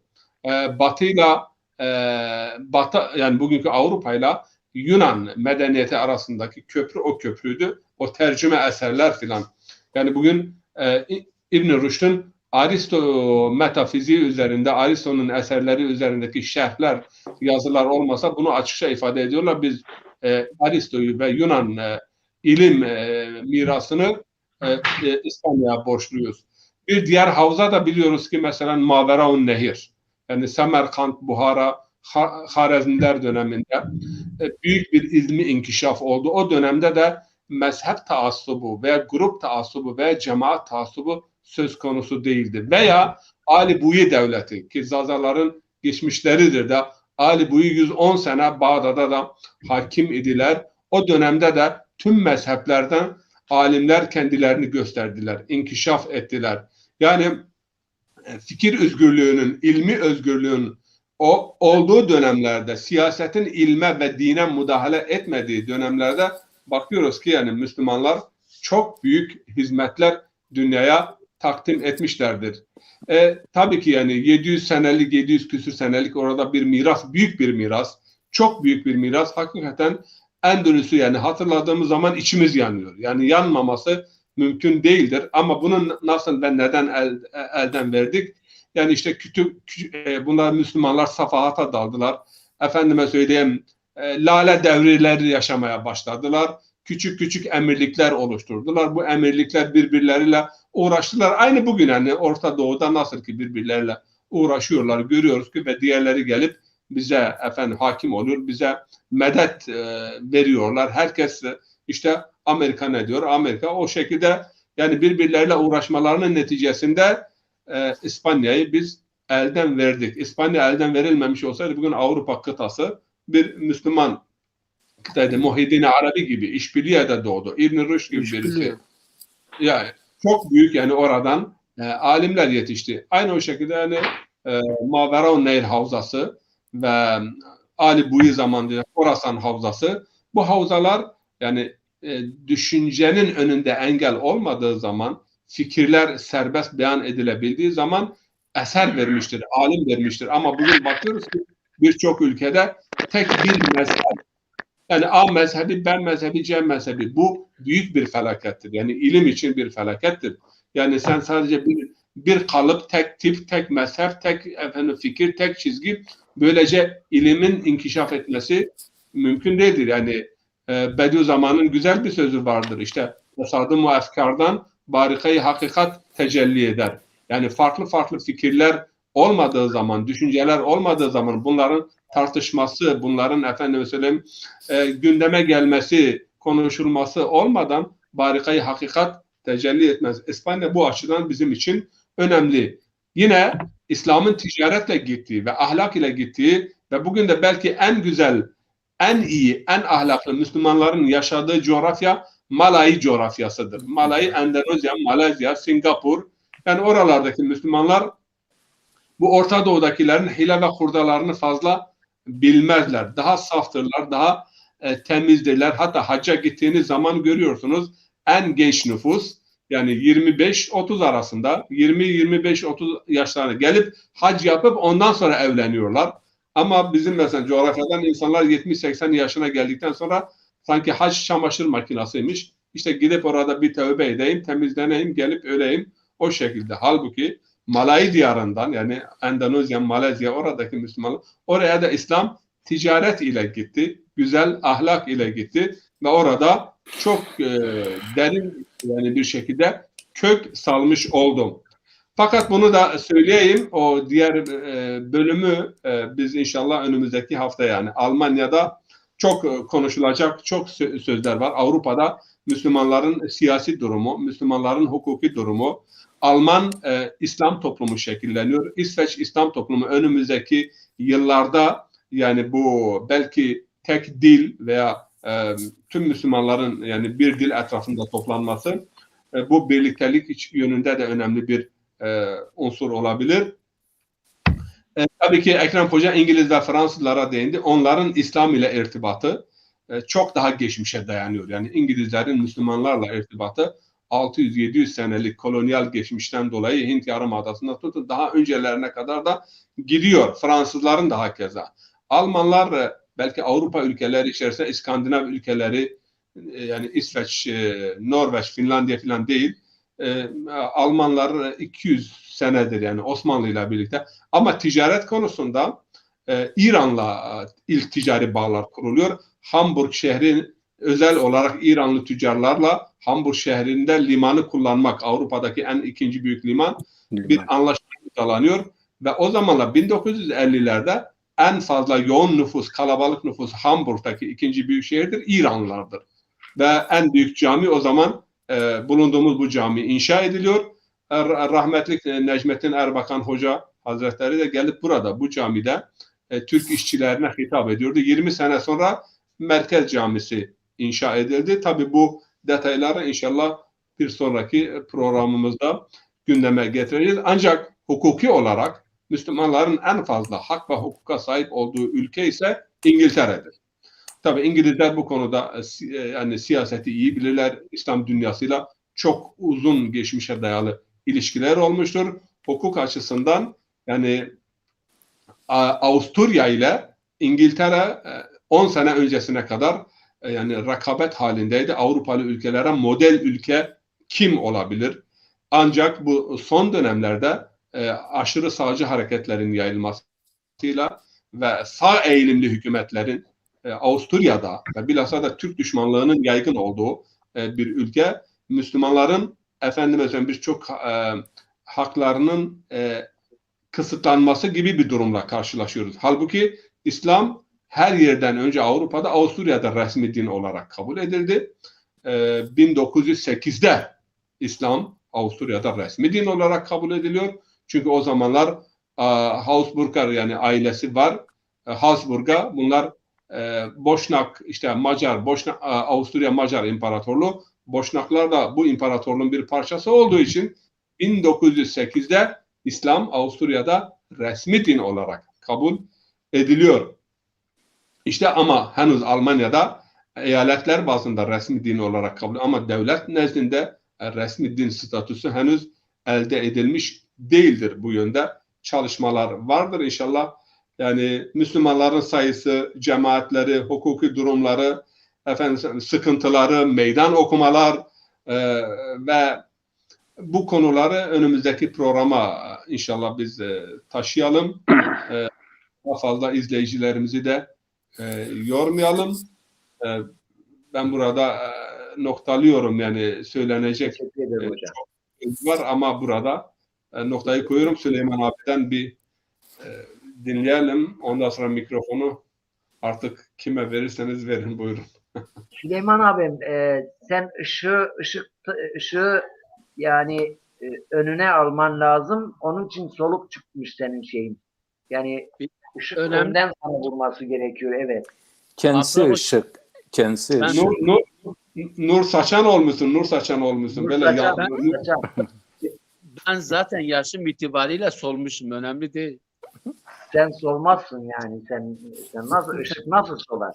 Işığın solması mümkün mü? Geldi, Ekrem Hoca'yı dinleyelim biraz. Biz seni dinliyoruz. Yok, sıkıcı oldu. Sizin devreye girmeniz lazım. Valla ben kendi adıma sıkılmıyorum yani, size sıkılmıyorum ama Süleyman abim böyle sesi güzel, ezgileri güzel, böyle bir su sesi gibi doğal bir sesi var. Ya, o ses dinlendirir. Bana gaz verme, yarın öbürsün şeylere çıkarız, sonra ne bileyim yani kendimizi bir şey zannederiz. Hoş olmaz yani bu da, onu da söyleyeyim sana. Sen iyi gaz ver. Yok gaz değil. Biz gerçek eğer bu söylediğimiz gazsa, evet gaz veriyoruz. Gerçeği konuşuyoruz. Mesela iltifatın için teşekkür ederim. Süleyman abinin şeyinden sonra, şiirinden sonra bir dakika bana bir şey ve bir noktayı unuttum da bu bir soru cevabı. Buyurun. Buyur hocam, devam et. Rahmetli hocam. Ya o soru sormuştu, şuydu yani Osmanlı döneminde işte yani Türklere yani hanedanlar bir kavim adına veya ırk adına hanedanlık yapıyorlardı. Osmanlı İmparatorluğu'nda farklı milletler vardı, farklı toplumlar vardı. Türkler de imparatorluğun bir unsuruydu. Onun için yani Osmanlı hanedanı bu bütün dünyada böyleydi. İran'da Safevi hanedanı vardı, Kacar ailesi vardı. Yani hanedanlık ve imparatorluk aile adına Abbasiler diyoruz. Abbasiler kimdir işte? Ve Avrupa'da da Habsburg ailesi vardı. Efendime söyleyeyim, Augsburg ailesi vardı. 300 sene İngiltere idare eden Hannover'den, Almanya'dan bir aile İngiltere idare ediyordu. Hatta İran'da ders kitaplarında şöyle deniliyordu. İngiltere'nin bir zaman bir padişahı vardı ama İngilizce bilmiyordu. Bu aile idare ediyordu. Yani krallıklar geçmişte aileler adınaydı. Kavim veya ırk adına. Belki de aileler adına olması daha da bütünleyici oluyordu. Bir aile yaşıyordu ama diğer bütün ırklar, etnisiteler birbirleriyle sıkıntı ve sorun olmuyordu. Buyurun. Evet, ben de bu arada bir soruya cevap vereyim. Diyor ki Süleyman abi diyor, Süleyman abiye soruyor Kazioğlu. Diyor Auke Murat'ın Murat TV ile bir ilgisi var mı? Tabii ki Murat TV'nin milli marşı Auke Murat'tır. Eyvah. Dedim vardır. Murat'la ilgisi, evet. Murat TV'yle ilgisi vardır dedim. Evet. Adın gibi berrak ve pak kalasın. Adın gibi berrak ve pak kalasın. Eşine dostuna candan umut olasın. Eşine dostuna candan umut olasın. Mevlam seni kem gözlerden korusun. Mevlam seni Saklasın. sen gözlerden korusun. Aradığın mutluluğu haktan bulasın. Aradığın mutluluğu haktan bulasın.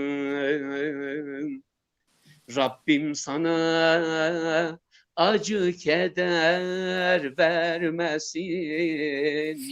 Rabbim sana acı keder vermesin. Sağlığına duacıyım, bunu bilesin.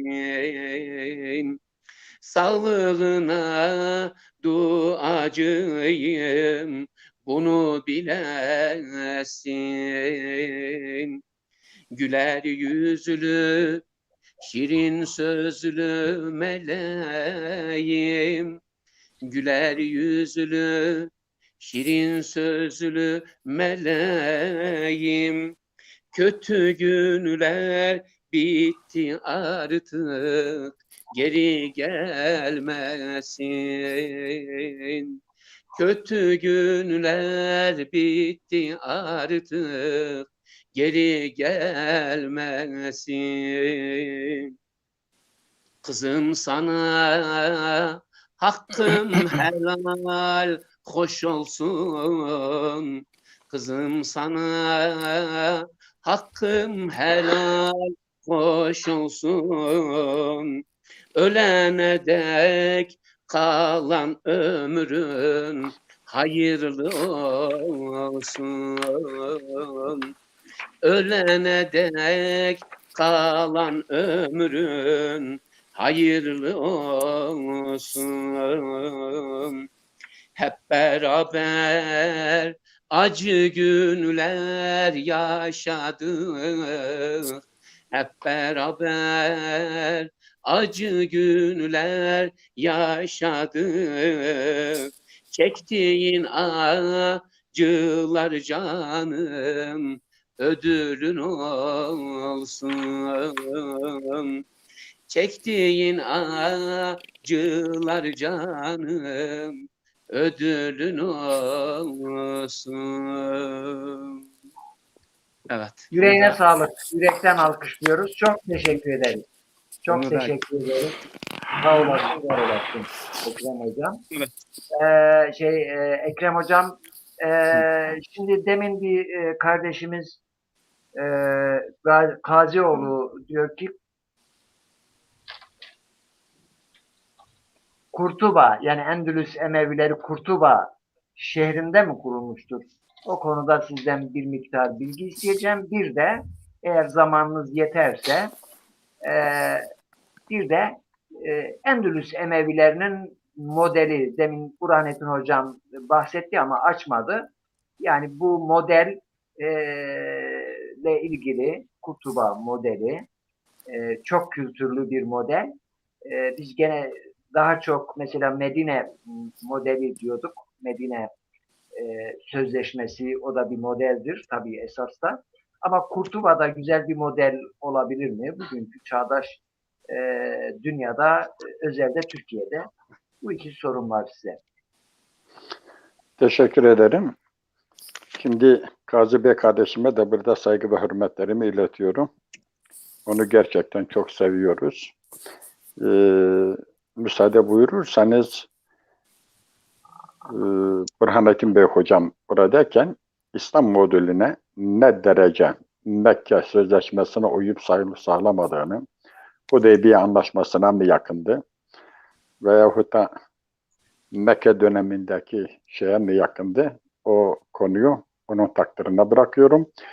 O konuda net bir bilgi sahibi olmadığım için Cumali Bey hocamızdan burada onu yakından tanıma şerefine nail olduk. Fazla müsafahada bulunaraktan bir arada geldiğimiz yok ama çok değerli bilgilerinden faydalandık.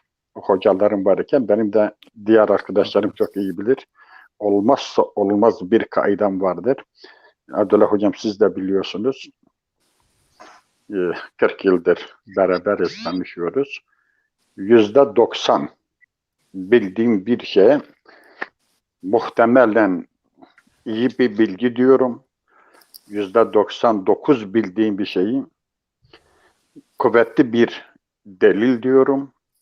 %100 bildiğim bir şeye ise kaynak diyorum. %97-98'den bildiğim bir şeyi doğruymuş gibi lanse etmem hakikaten kendi iç dünyama da ruhi partama çok aykırı ve asla hazmedemiyorum. Doğru demediğim için o konuya da değinmiyorum. Çünkü o konu hakkında net ama net bir bilgi sahibi değilim. Ne zaman İslam hakim kırıldı, nasıl oldu, Tarık bin Ziyad'ın metotları, hatta Muhyiddin Arabi'nin orada doğuş merkezinde bazı medreselerini açtığı, hangi şartlarda orada müderrislik yapmaya hazır olduğunu falan vesaire vesaire biliyorum ama kaynaklarını bilmiyorum. Tevatür. Dediler ki dedik, what gibi şeylerle tarihi açıdan bakamayız. Ama tarihi açıdan ki ünvanını alıp bir tarafa koyarsanız duyduklarımı söyleyeyim. Şimdi ben özelden 1, 2, 3, 4, 5 tane mesaj aldım. Bizim seyirci kitlemiz ayrı, arkadaşlık grubumuz ayrı olduğu için benim sayfamda kayıtlı olanların dikkatini çekmiş. Hocam, İslami konulardaki Avrupa'daki İslami oluşumları anlattırırken de Avrupa'nın metanetine geldiniz. Avrupa bu kadar güzel bir model midir? İslam'a örnek teşkil eder mi? Gıpta edelim mi? Mehmet Bey kardeşim, ben kendi dünyamda söylüyorum.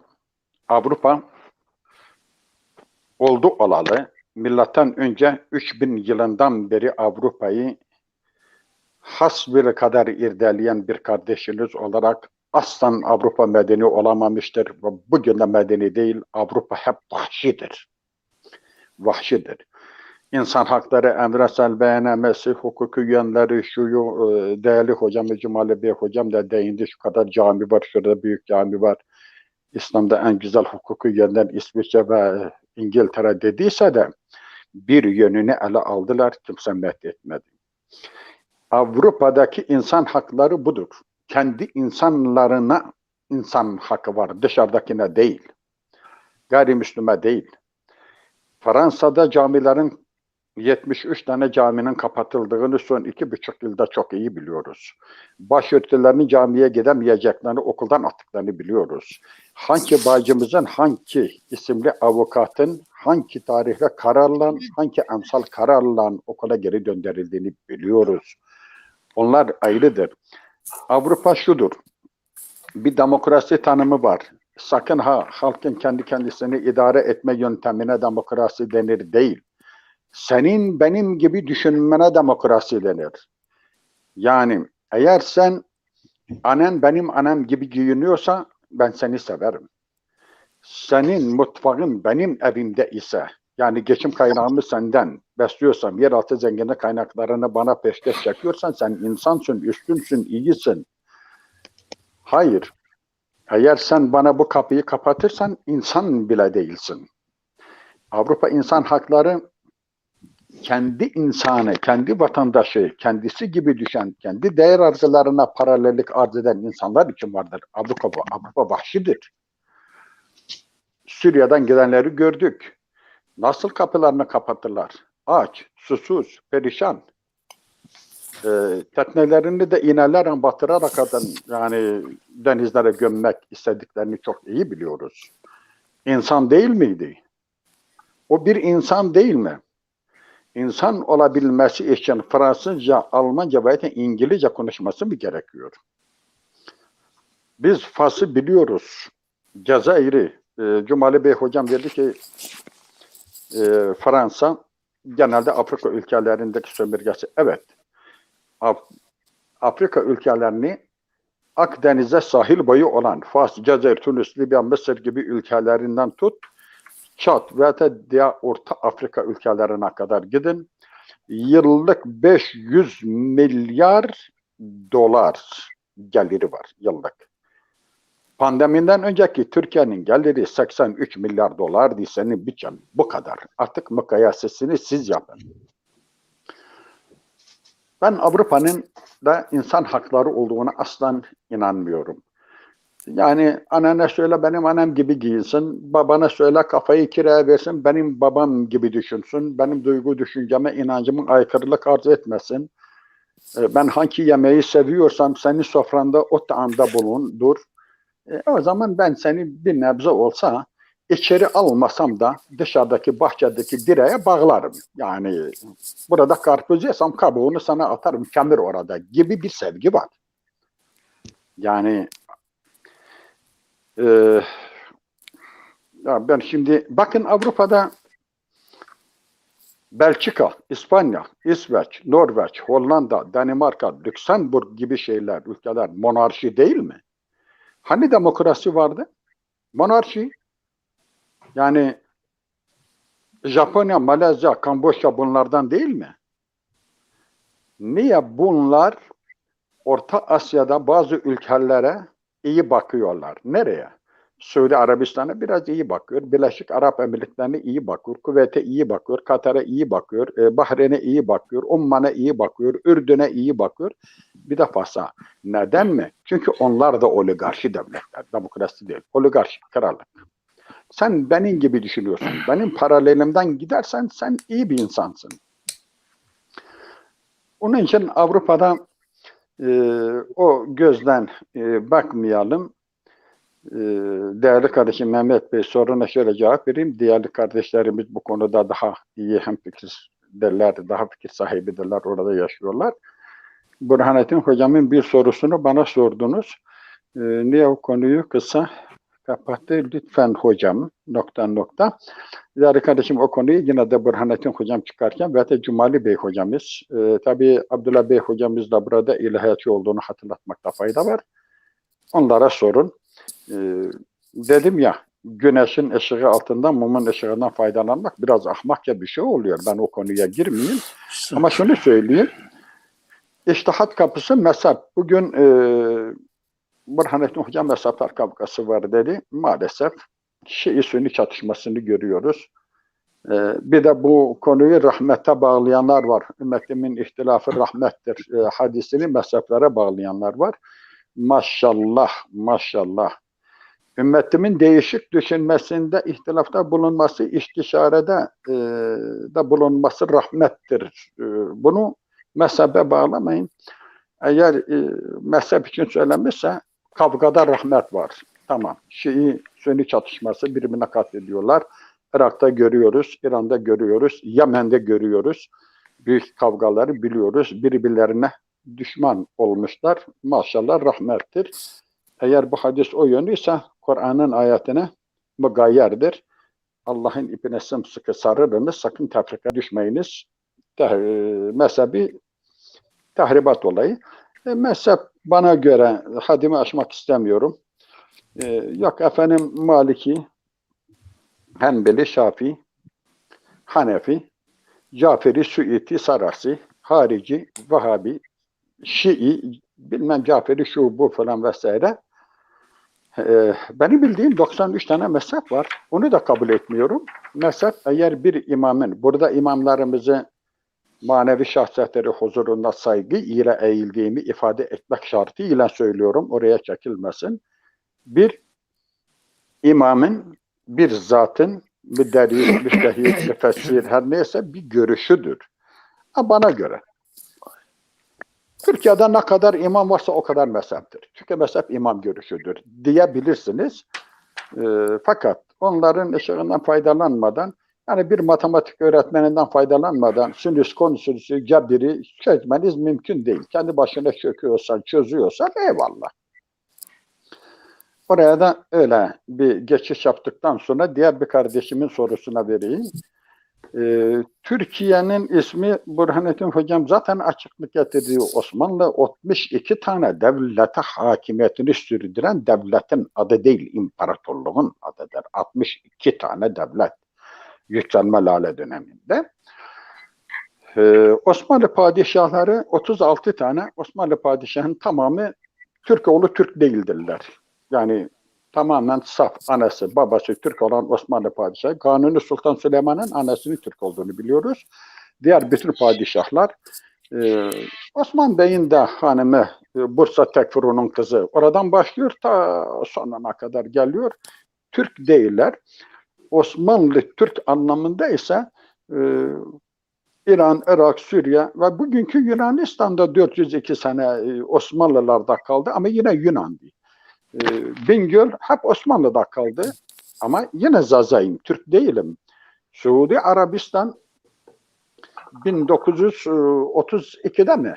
Hafızam beni yanıltmıyorsa devlet oldu. Suriye 1935'te söylediyse 1947'de devlet oldu. İsrail'den bir sene önce. Ve 1952 yılında da bağımsızlık ilan edildi ki ben neredeyse dünyadaydım. Ama onlar yine Arap'tı. Osmanlı'nın şehri Şam, Bağdat. Kuveyt. Bugün dünyanın en zengin ülkesi. Bağdat'a bağlı bir, sancağa bağlı bir mezramız idi. Köy değil. Köy değil, mezra idi. Osmanlı'nın mezrası köy. Ama Arap'tır. Osmanlı'ya bağlı coğrafya parçaları ve de yaşayan insan kitleleri Türk anlamına gelmez. Türkiye ismine gelince bunu söyleyeyim, uzun tutmayayım. Biraz ezber bozayım. Bozayım mı Burhanettin Hocam? Bozdum. Bozayım. Ben zaten biraz bozgunculuk yapanlardanım. Türkiye'nin ismi milattan önce 7. yüzyılda, dikkat edin, Osmanlı Devleti yıkıldıktan sonra 29 Ekim 1923'te ve de 20 Nisan 1920'de Mustafa Kemal ile başlamadı. Keltariler, kentliler var, karıştırmayın. Keltler. İngiltere'ye bağlı şey var, Galler. Kentler geldikleri yer olan Galler'den geldiler. En önemli şehirleri aynı zamanda başkentlerinin adıdır. Evet. Adıdır. Hocam Türkiye. burada yani Türkiye isminin nereden geldiğinin noktasına. Onu söylüyorum. Evet, onun noktasını koyabilir miyiz burada? Ben bunu tamamlayayım 2 cümleyle. Müsaadenizle. Türkiye'nin ismi oradan geldi. Yani başkentleri Türkiye'ydi. Kentler Türkiye'den gelip buraya Türkiye'yi yani Ankara'ya geldiklerinde daha sonra milattan önce 7. yüzyılda kendi devletlerinin adını burada ihya ettiler.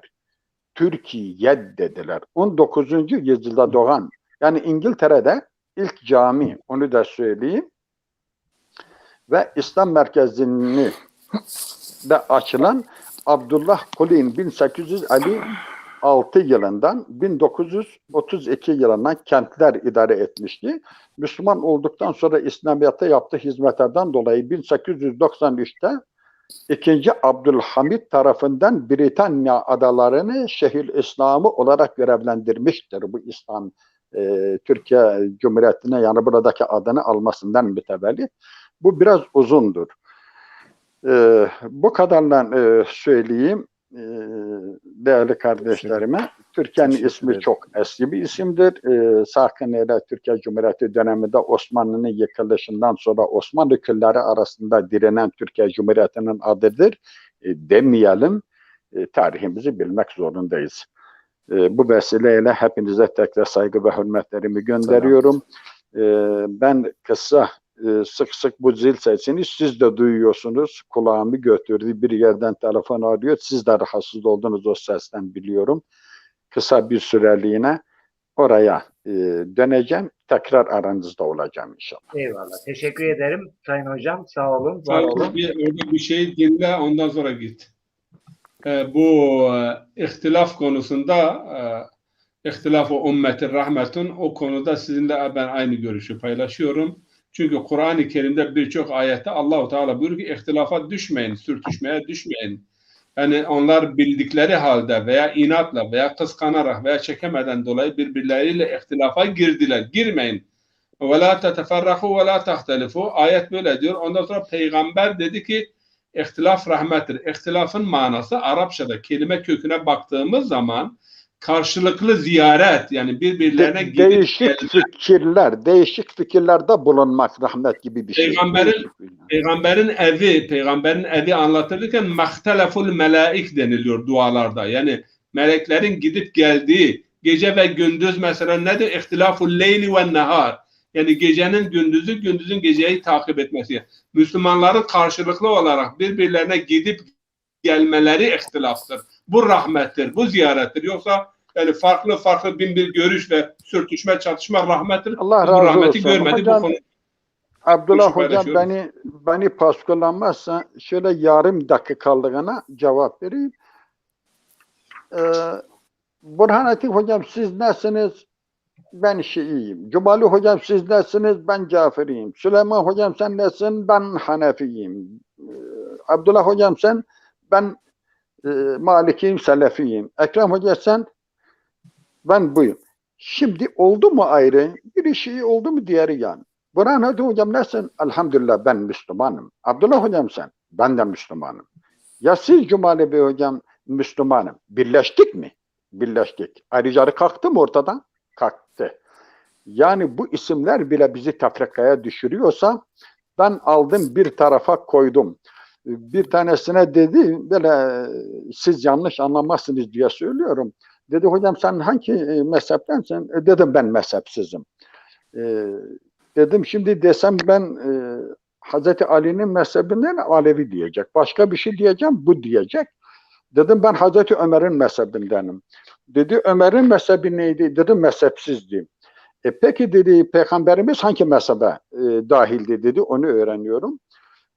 Ona dedim ki ahmaklığın lüzumu yok. Genelkurmay Başkanı'na sen hangi çavuşa bağlısın gibi bir şey oldu ha. Yani gibi bir şey oldu. Evet hocam. Yani bunları pek fazla gündeme tutmamak lazım saygılarımda. Evet hocam biz burada mezhepleri tartışmıyoruz şu anda. O konuya nereden geldik? Hayır yok sorulan soru üzerine cevap verdik Abdullah Bey hocam. Evet konuyla ilgili konuya bağlı kalmamızı istirham ediyorum. Evet. Değerli üstadlarım. Yani mezhepler konusuna ben burada yani bu platformda tartışmayı uygun bulmuyorum. Çünkü yani farklı düşünceleri hazmedecek insanlar olacak ki farklı düşünceleri yani söylemek çünkü bu konuda istismar doğru söylüyorsun. Sana katılıyorum bu konuda. Yani ortam hazır değil. Toplumun hazır olmadığı yerde bu gibi şeylere gitmek de hoş değil. Evet. Doğrudur. Katılıyorum size. Eyvallah. Ama yavaş yavaş insanımızı, aydınlarımızı yani farklı şeyleri dinlemeye ve hazmetmeye ve kulak vermeye de alıştırmalıyız. Hep yani konuşmayalım. Yok Abdullah Hocam'ın platformu değil. Ben açarım. Eğer Allah alın sopalarınızı akşama kadar tartışın. Çalışmıyorum. Yani tabii siz Avrupa'dasınız. Avrupa'da Türkiye'nin şartları daha farklıdır. Ama yani farklı evet. Cumali hocamızı bekletmeyelim. Sahip olmak, farklı düşünceye sahip olmak çatışmayı gerektirmez. Farklı mezheplere sahip olmak çatışmayı gerektirmez. Yani mezhep görüş taassubuna zaten karşıyız. Sıkıntı yok. Cumali hocam, nereye geldik bu konuya? Çok ağır bir konudur. İçine girdik mi çıkması bayağı uzun sürüyor. Cumali hocam, efendim. Şimdi aslında bu yani madem ki Avrupa'da fikir özgürlüğü yok, düşünce özgürlüğü yok. Yani bu işçilerimiz neden buradan kendi güzel vatanlarını bırakıp oraya gidiyorlar? Niye? Efendime söyleyeyim özgürlüğü. Ben öyle bir şey söylemedim yani. Yani öyle anladım ben. Yok. Sizden değil. Sizden değil. Sizden değil. Ben öyle bir şey söylemedim. Sizden değil. Demin Ekrem hocam işte Avrupa'da fikir özgürlüğü yoktur. Onlarda efendim demokrasi yoktur. Her şey kendilerine. Kendilerine madem ki neden bu göçlerin bu ülkelerden ekonomik veyahut siyasi nedenlerle son 50-60 senedir göçlerin sebebi nedir? Bu bizim yüz karamız değil midir? Evet. Şimdi yani birçok konu konuşuldu. Belki de sayamadım ama tahminimce bir 10 konunun üzerinde farklı mevzular heresinden belki bir iki cümle cevaplar verildi. Bu da ekrana yansıyan sorulara cevap mahiyetinde. Evet. Benim düşüncem şu, yani bu insanlar hiçbir zaman bir ekranda insanlar nasıl düşünür düşüncesiyle konuşamam. Niye? O zaman benim kimliğim bana ait değil. Yani ben başkasını memnun etmek için uğraşıyorum. Böyle bir düşüncem yok. Şunu rahatlıkla söyleyebilirim. Biz insanların birlikte yaşama kültürünü geliştirelim. Kur'an-ı Kerim'de çeşitlilik zenginliktir. Ya eyyühennâs inna halaknâkum min zekerin ve unsa ve cealnâkum şu'uben ve kabâile. Kültürlerin çok olması, farklı olması, düşüncelerin farklı olması bu bir zenginliktir. Ama bizi ihtilafa götürmeyen şey. Yani ihtilaf çatışmayı gerektirir mi? Yani Yok, şimdi şöyle. Yani farklı düşünen olmasa, farklı mezhepler olmasa, tek tip insan, tek mantık. Ben onun mesela hadis kriterleri açısından hocam söyledi veya fıkhi açıdan. O meseleler üzerinde durulabilir ama bunlar böyle bir iki cümleyle izah edilebilecek konular değildir. Evet. Şunu söyleyebilirim. Ben iki tane örnek vererek esas mevzu konumuz burada yaşayan insanlar nasıl yaşıyorlar? Belki gelecek haftada bunun üzerinde konuşacağız. Hani bir baba vardır, evlatlarına veya çevresine sürekli şunu söyler, der ki, ya şunlar çok kötü insan, bunlardan kendini muhafaza et, bunlar şöyledir, bunlar böyledir. Fakat zaman geçer, evlatlar veya çevresi gider o insanlarla tanışır, o insanlarla buluşur, sonra onların öyle olmadığını görürler. Bence bir yere karşı olmak veya bir yeri kabul etmekten önce orayı iyi tanımak, orayı iyi bilmek. Yani bu eğer hukuksa hukuk normları üzerinden meseleyi tartışmak. Bu ekonomi ise ekonomi üzerinden tartışmak. Bu eğer siyasetse siyaset bilimi üzerinden tartışılabilir. Bu inançsa inanç üzerinden bu konular ele alınabilir. Ama bütün bu konuları tek bir ideoloji üzerinden anlatmaya çalışmak bu bizim yaşadığımız coğrafyada ki cehaleti, bilgisizliği ve görgüsüzlüğü kapatmaktan başka bir işe yaramıyor. Yani neden bu insanlar bir asırdır 50'lerde geldiler, şimdi 20 oldu, yıl 21 oldu.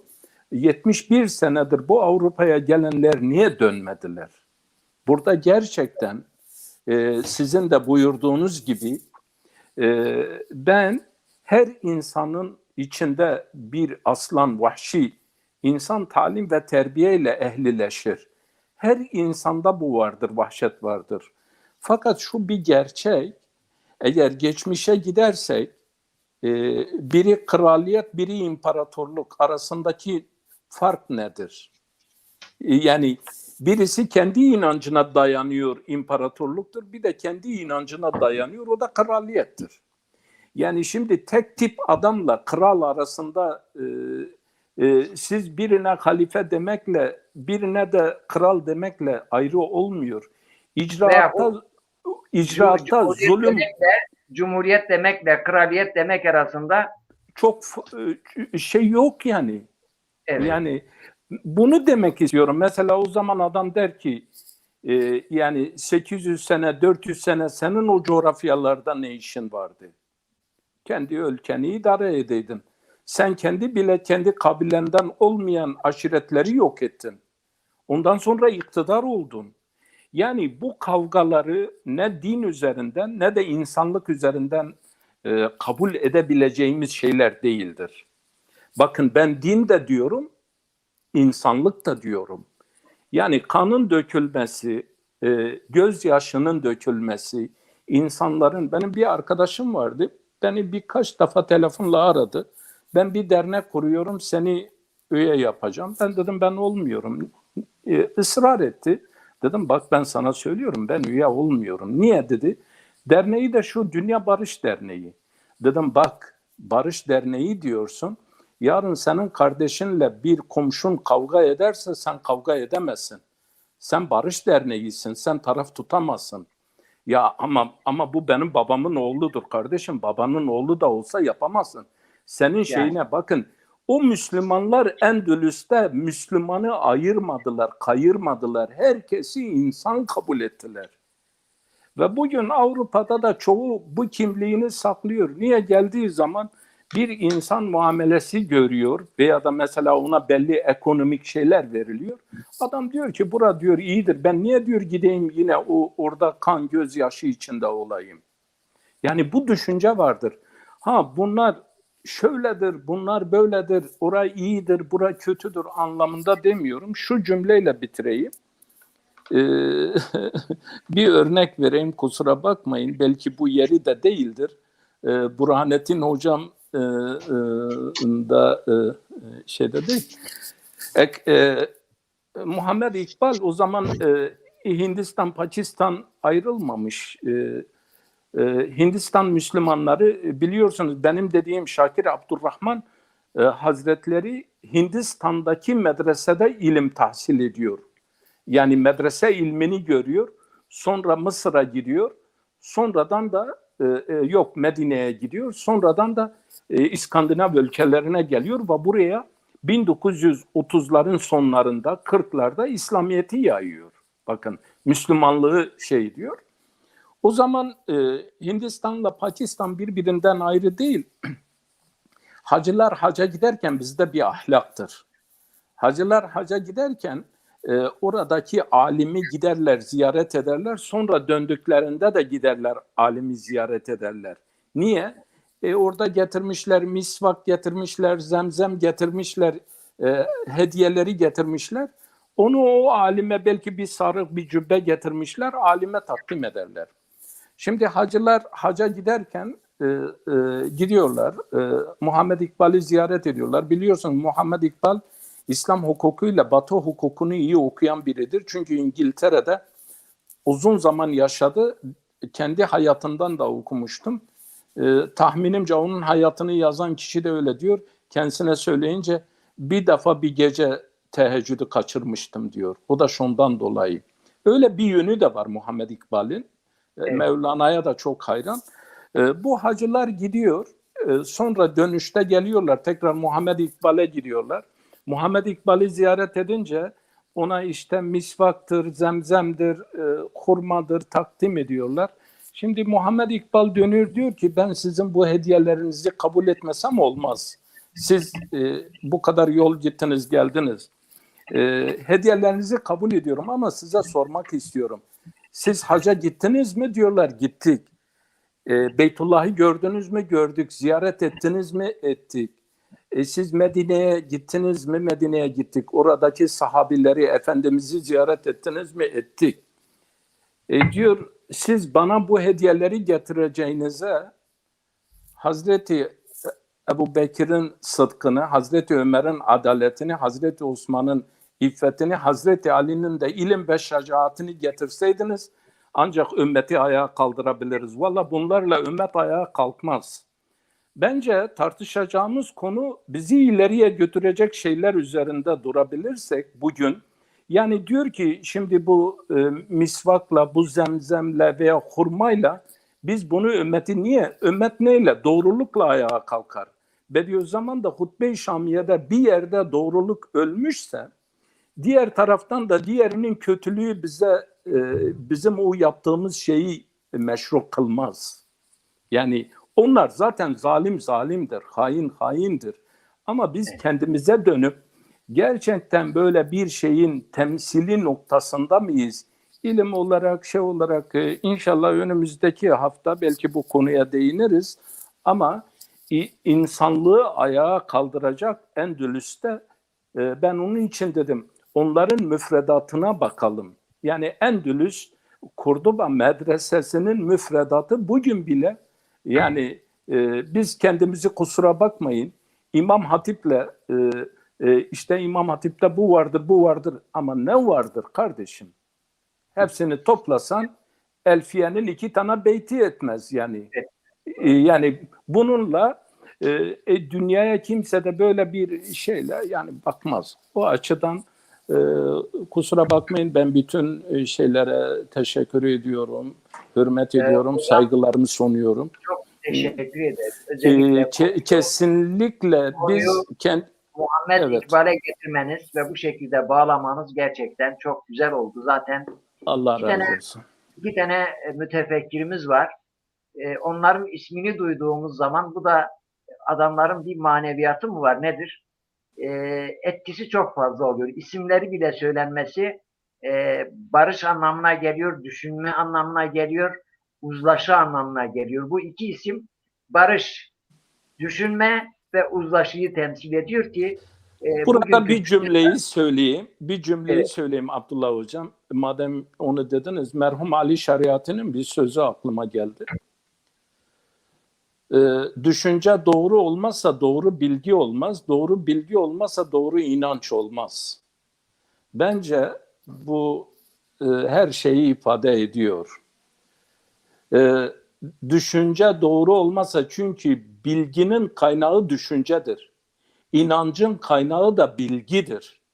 Bilginin de kaynağı düşüncedir.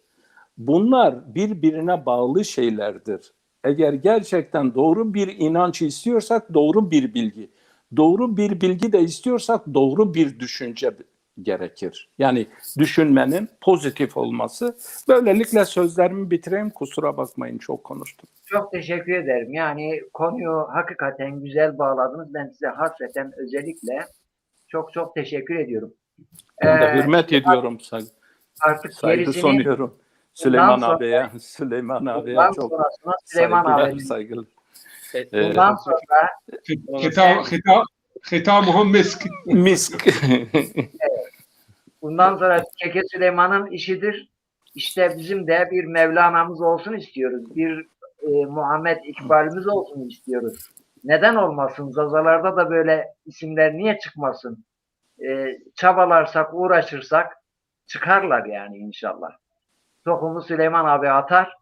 Bakarsınız. Allah'ın izniyle. Allah'ın izniyle. Evet. Teşekkür ediyorum hepinize. Bu güzel dileklerinizden ötürü. Artık zaten herhalde programımızın sonuna geliyoruz hocam. Ben de şimdiden bizi izleyen tüm seyirci kardeşlerime, arkadaşlarıma bizi izledikleri için kendilerine teşekkür ediyorum. Hepsinin gecesi mübarek olsun. Hepsine sevgilerimi sunuyorum. Ve ezafni veşe diyoruz. Allah şifa ver. Allah şifa versin. Ezveşni bana şevun rejun esa hal khir bermana yo dert kırun home ملدو وایه اجلم وایه اسام رنا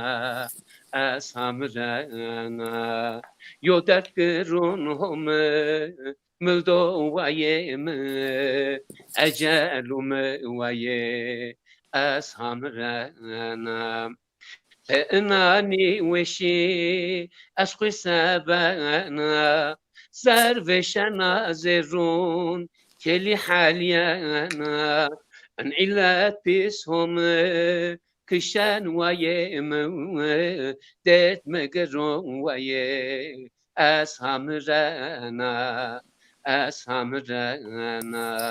ان علت پیسهم کشن ویم دت مگرون وی از همرنا Na dünya hama ve na qedna ni rahati duna ni gun magana enchiyo dashgurun homid wayem taqat ni man waye ashamrana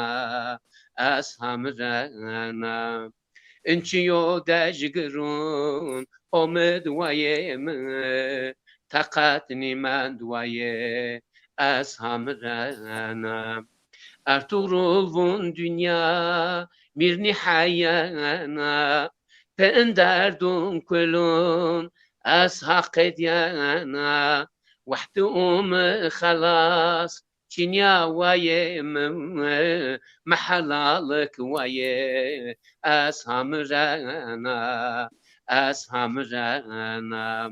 Vahdi khalas Çinya vaye mahalalık vaye ashamrana.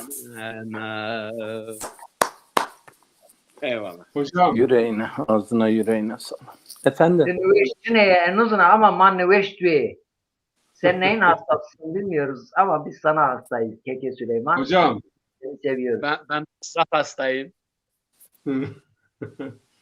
Az yo vakti yani Göte'nin bir sözünü söyleyeceğim ve ben camiyi kapatıyorlar, çıkmam lazım. Şimdi Göte'nin bir divanı var. Zaten divanını hafıza ithaf ediyor. Divanın adını Şark ve Garp Divanı diyor. Şark ve Garp. Burada sözünüzü unutmayın. Mephisto ile Fausto ile Mephisto acayip, yani orada o diyalek acayip müthiş. Tabii diyalek o güzel, inşallah bir programda onu konuşuruz. Onu konuşuruz. Orada diyorlar ki sen niye Doğu ve Batı efendime sen divanı koydun? Diyor ki Kur'an-ı Kerim'in bir ayetinden etkilendim. Bu önemli. Rabbul Meşriki ve Rabbul Mağrib. Yani Doğu da Allah'ındır, Batı da Allah'ındır. Şimdi biz Müslümanlarda böyle bir Batı düşmanlığı, Batı hep vahşidir, Batı hep canavardır, Doğu da hep melektir. Bu yanlış bir yaklaşımdır. Yani kesinlikle. Batı'nın aynı zamanda hocam özür dilerim. Irkçı bir yaklaşım diyebilir miyiz buna? Yani yaklaşım yani ırkçı daha fazla etnik bazda yani renk ve şeyle ama şövenist bir yaklaşım mı diyelim, ne diyelim? Batı'nın güzellikleri de vardır, vahşeti de vardır. Dışarıya yönelik Batı'nın efendime söyleyeyim savaşları, kışkırtmaları, müdahaleleri vardır. Ama kendi içerisinde, bak bunu diyorum, kendi içerisinde, kendi toplumunda yaşayan insanlara da sosyal adalet konusunda fikrini söyleme, itiraz etme, mesela şimdi bu yaşadığım Hamburg kentinde 59 tane cami var. 59 tane cami var. Müslümanlar her konuda, her anda yani rahattırlar. Şimdi 2-5 sene öncesine kadar kendi memleketimde benim kızım başörtüyle üniversiteye gitmiyordu. Ama hiçbir zaman burada başörtüsü üniversite önünde bir engel olmamıştır. Sadece hakim olamaz yani. Çünkü diyor ki haç da takamazsın, Yahudi kepesi de takamazsın, başörtü de takamazsın. Bunun dışında bütün her tarafta sen söz sahibi olabiliyorsun, kendini ifade edebiliyorsun. Ben yani bu hep yani Doğu melektir, Batı vahşidir, güzellikler hep Doğu'da. Ama bugün Cumali hocamızın söylediği bir söz vardı yani. Kapıları açsın, bakalım kaç milyon insan Batı'ya gelir, Batı'dan kaç milyon insan Doğu'ya gider. Niye böyle oldu? Niye bu hale geldik? Niye, neden? Diğer taraftan evet Suriyeli Müslümanlar 1,5 milyon, 1 milyon buraya geldi. Merkel döndü çıktı dedi ki ben bu 1 milyon insanı kabul ediyorum. Gelecekte çocuklarımız bilsinler ki Mekke ve Medine'ye yakın olan bu insanları Mekke ve Medine kabul etmedi. Ama ben kabul ettim. Öte yandan bir de gerisini düşünelim arkadaşlar. 2 milyon Avrupa'dan insan gelsin bizim memlekete ne yapacağız? Yani ne şekilde tavır sergileyeceğiz? Yani hep bak biz geliyoruz bu tarafa. Biz bu tarafa. Yani gerçekçi olmak lazım. Efendim doğru okumak lazım. Batı'nın dışarıya Batı'yı da tamamen hepsini aynı kefeye koymamak lazım. Bu ahlakı Kur'an bize öğretiyor.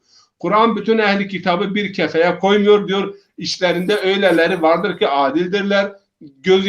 Yaşı dökerler, salihtirler. İşlerinden insanlar da vardır. Bu Müslüman için de böyledir. Bu Hristiyan için böyledir. Yani genelleme, silip süpürme Kur'an ahlakına ve Kur'an'ın yaklaşımına aykırıdır. Velillahil meşriku velillahil mağrib. Doğu da Allah'ındır, batı da Allah'ındır ve selamu aleyküm. Selam. Rahmetullahi ve berekatuhu. Çok teşekkür ederiz. Tabii ki son sözü de hakikaten güzel bağladınız. Tekrar edecek olursak doğuya bakışımız da batıya bakışımız da artısıyla eksisiyle olmalıdır. Olmalı. Genelleme olmamalı. Ama bir eklemede bulunmak istiyorum. Bizim büyüklerimiz biz bir hata ettiğimizde önce bize tokata atarlardı. Önce kendi çocuğuna tokata. Onun için biz kendimize eleştirilerimizi çokça yapmamız lazım. Batı'yı şu anda eleştirecek durumda değiliz. Yani Batı Şu anda eleştirecek durumda değil çünkü bizim söyleyecek kadar şu anda daha sıra oraya gelmedi. Önce kendimizden başlamamız gerekir diye düşünüyorum. Çok teşekkür ederim katılımcılara. Teşekkür ediyoruz. Teşekkür ediyoruz. İzleyicilerimize de Allah razı olsun. teşekkür ediyoruz. Bugünlük programımız da böyle size gençten bir manzarayla böyle gencin sırtını vererek böyle size konuşuyorum. Böyle güzel bir ilçede oturuyoruz. Yakında geldiniz mi hocam Gence böyle? Ben geldim. Ben en son seninle görüştüm işte buluştum. Cumali hocam. Yok. Gelmedim Evet. yakında. Yani ben bu fotoğrafta güzellik o kadar da yansımıyor. Daha da güzel bir ilçedir böyle. Yok, çok güzel. Çok güzel. Evet. Memleketimizin her tarafı olduğu gibi. Efendim Genç'ten, Murat TV'den tüm dünyadaki insanlara ve bizi izleyicilere selamımızı söylüyoruz. Allah'a emanet olun. Hoşça kalın. Selametle kalın. Rahmetullahi ve